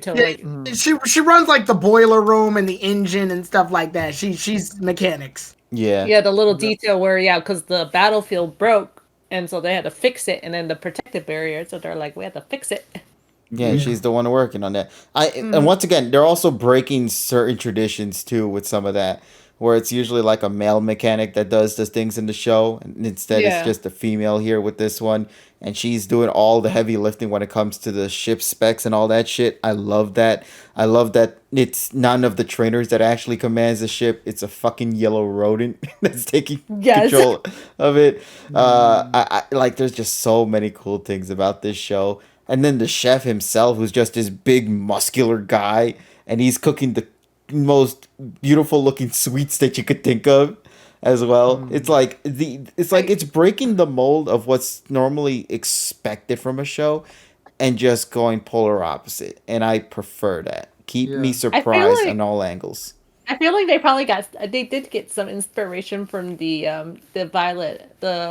Scarlet and Violet games, because there is a character in that game where the home ec teacher is super muscular. Super muscular. Mm-hmm.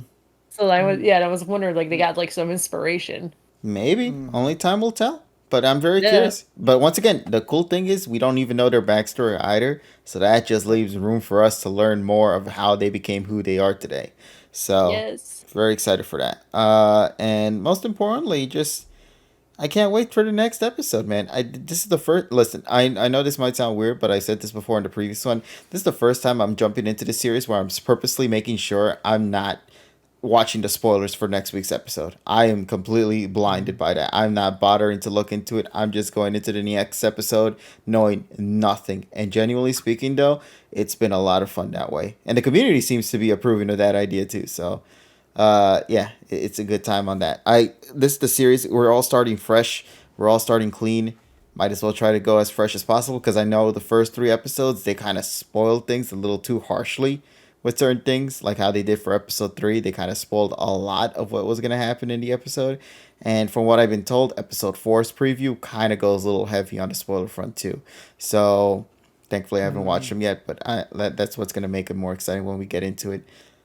Oh, and the ending song. I can't wait for all the other members to start singing too. That's going to be fun. So yeah, I think that's pretty much our thoughts on it. And as TSS, you said before, it's just so nice to know that everyone's just happy on the same page with this series. Fresh from the anime has achieved world peace.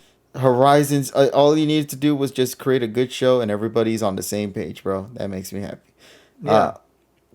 All right. Well, with that being said, I feel like that is going to be our cue to go ahead and close the books on our review for tonight's episode of the Pocket Monsters 2023 anime series, aka Pokemon Horizons. So we hope you guys enjoyed our review on the show, and as well as our theory debates, and amongst other things that we had to share today as well. So hope you guys had a fun time with that. With that being said, though, it is time for us to go ahead and do our best to wrap things up. I'm kind of curious if Richie is still over here, though, in the side.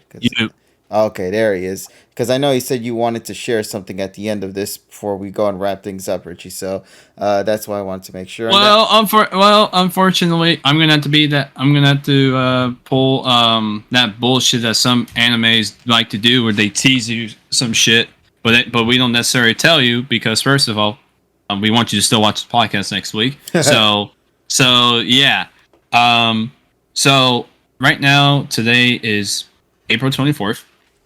Yep, April 24th. Just had to confirm. Next Monday, which I will be there for, which I know, shocking. I'm usually not free on Mondays, but my schedule this week and next week allow me to be available for Monday, which I did not request them off. I just happened to get it. But that's beside the point. So next Monday, I will be making a very big announcement regarding that some of you guys in chat might know. Actually, maybe only a few of you, for that matter. Regarding where I'm going for university. I will have that announcement on the pod.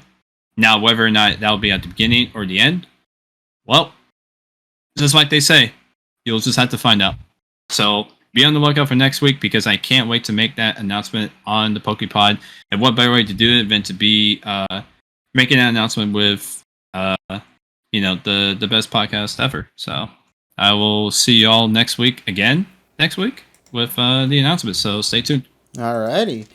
Thank you for that, buddy. And we hope you guys continue to look forward to the silly shenanigans everyone has planned for the week. We hope you guys continue to enjoy everyone's streams. So, of course, I will be taking some time off on my own to go take care of some things. So don't expect anything from me tomorrow, but expect things from everyone else around here instead. So make sure to go have fun with everyone here who's streaming starting tomorrow, as well as the things coming on ahead. So hope to see you guys then and there for the various streams of the week. And of course, can't wait to see you all on Friday at 9 p.m. Eastern Standard Time, hopefully for our next...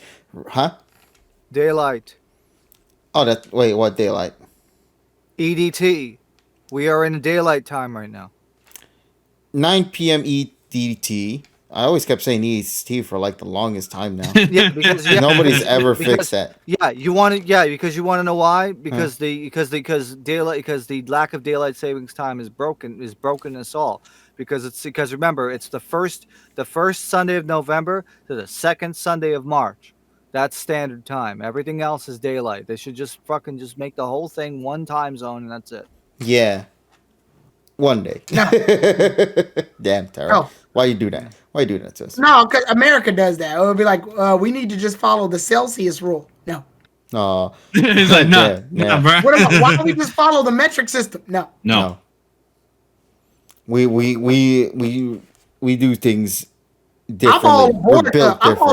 I'm all aboard us following Celsius instead of Fahrenheit. I knew that the minute I actually have to do that because the majority of my friends they don't speak the imperial. I was on board the minute my science teacher goes, "What's the freezing temperature of water in Fahrenheit?" We were all like 32. You want to know what it is in Celsius? What? It's just 0. I was like, oh, yeah, that makes so much more sense. Yeah, they follow the tides with water. Yeah. That's what, it makes it so much easier. Fuck them waters, man. Fuck them waters. All right. And then the Kelvin scale is follows the absolute freezing. I want to say. I drank salt water before it's mid. This ain't no H2O, bro. Jesus Christ. What do you guys say? We wrap things up then for tonight then. All right. Water? You mean that stuff that fish pee in? Never drank the stuff. Yeah. Lived off Diet Coke and Snapple, bro. Oh, lordy. All right, let's move on. Yeah, let's call it a day, everyone. Thanks again, everyone, for tuning in to tonight's session of the PokéPod Masters podcast. We hope you guys enjoyed it. If you did, of course, make sure to follow us here on this Twitch channel to be notified whenever we do go live. Of course, you're always welcome to follow us as well over at the PokéPod Masters on Twitter and, of course, at YouTube too to see these videos once they get uploaded to the channel, amongst many other things we have planned. So look forward to all of our content within the coming weeks. And we'll see you guys again on Monday at 9 p.m. EDT for when we do go live for the next session of the PokéPod Masters podcast. Until then, everyone, my name is KJ Prestige. We'll talk with all of you lovelies later in whatever video we make. Take care, everyone. And as always, do us a solid and make sure to have yourselves an awesome day. Bye, everybody. Wash your fucking hands. Bong. Bing bong. Bing bong. I said it wrong. He goes, water, fish, fucking it. Never touch the stuff.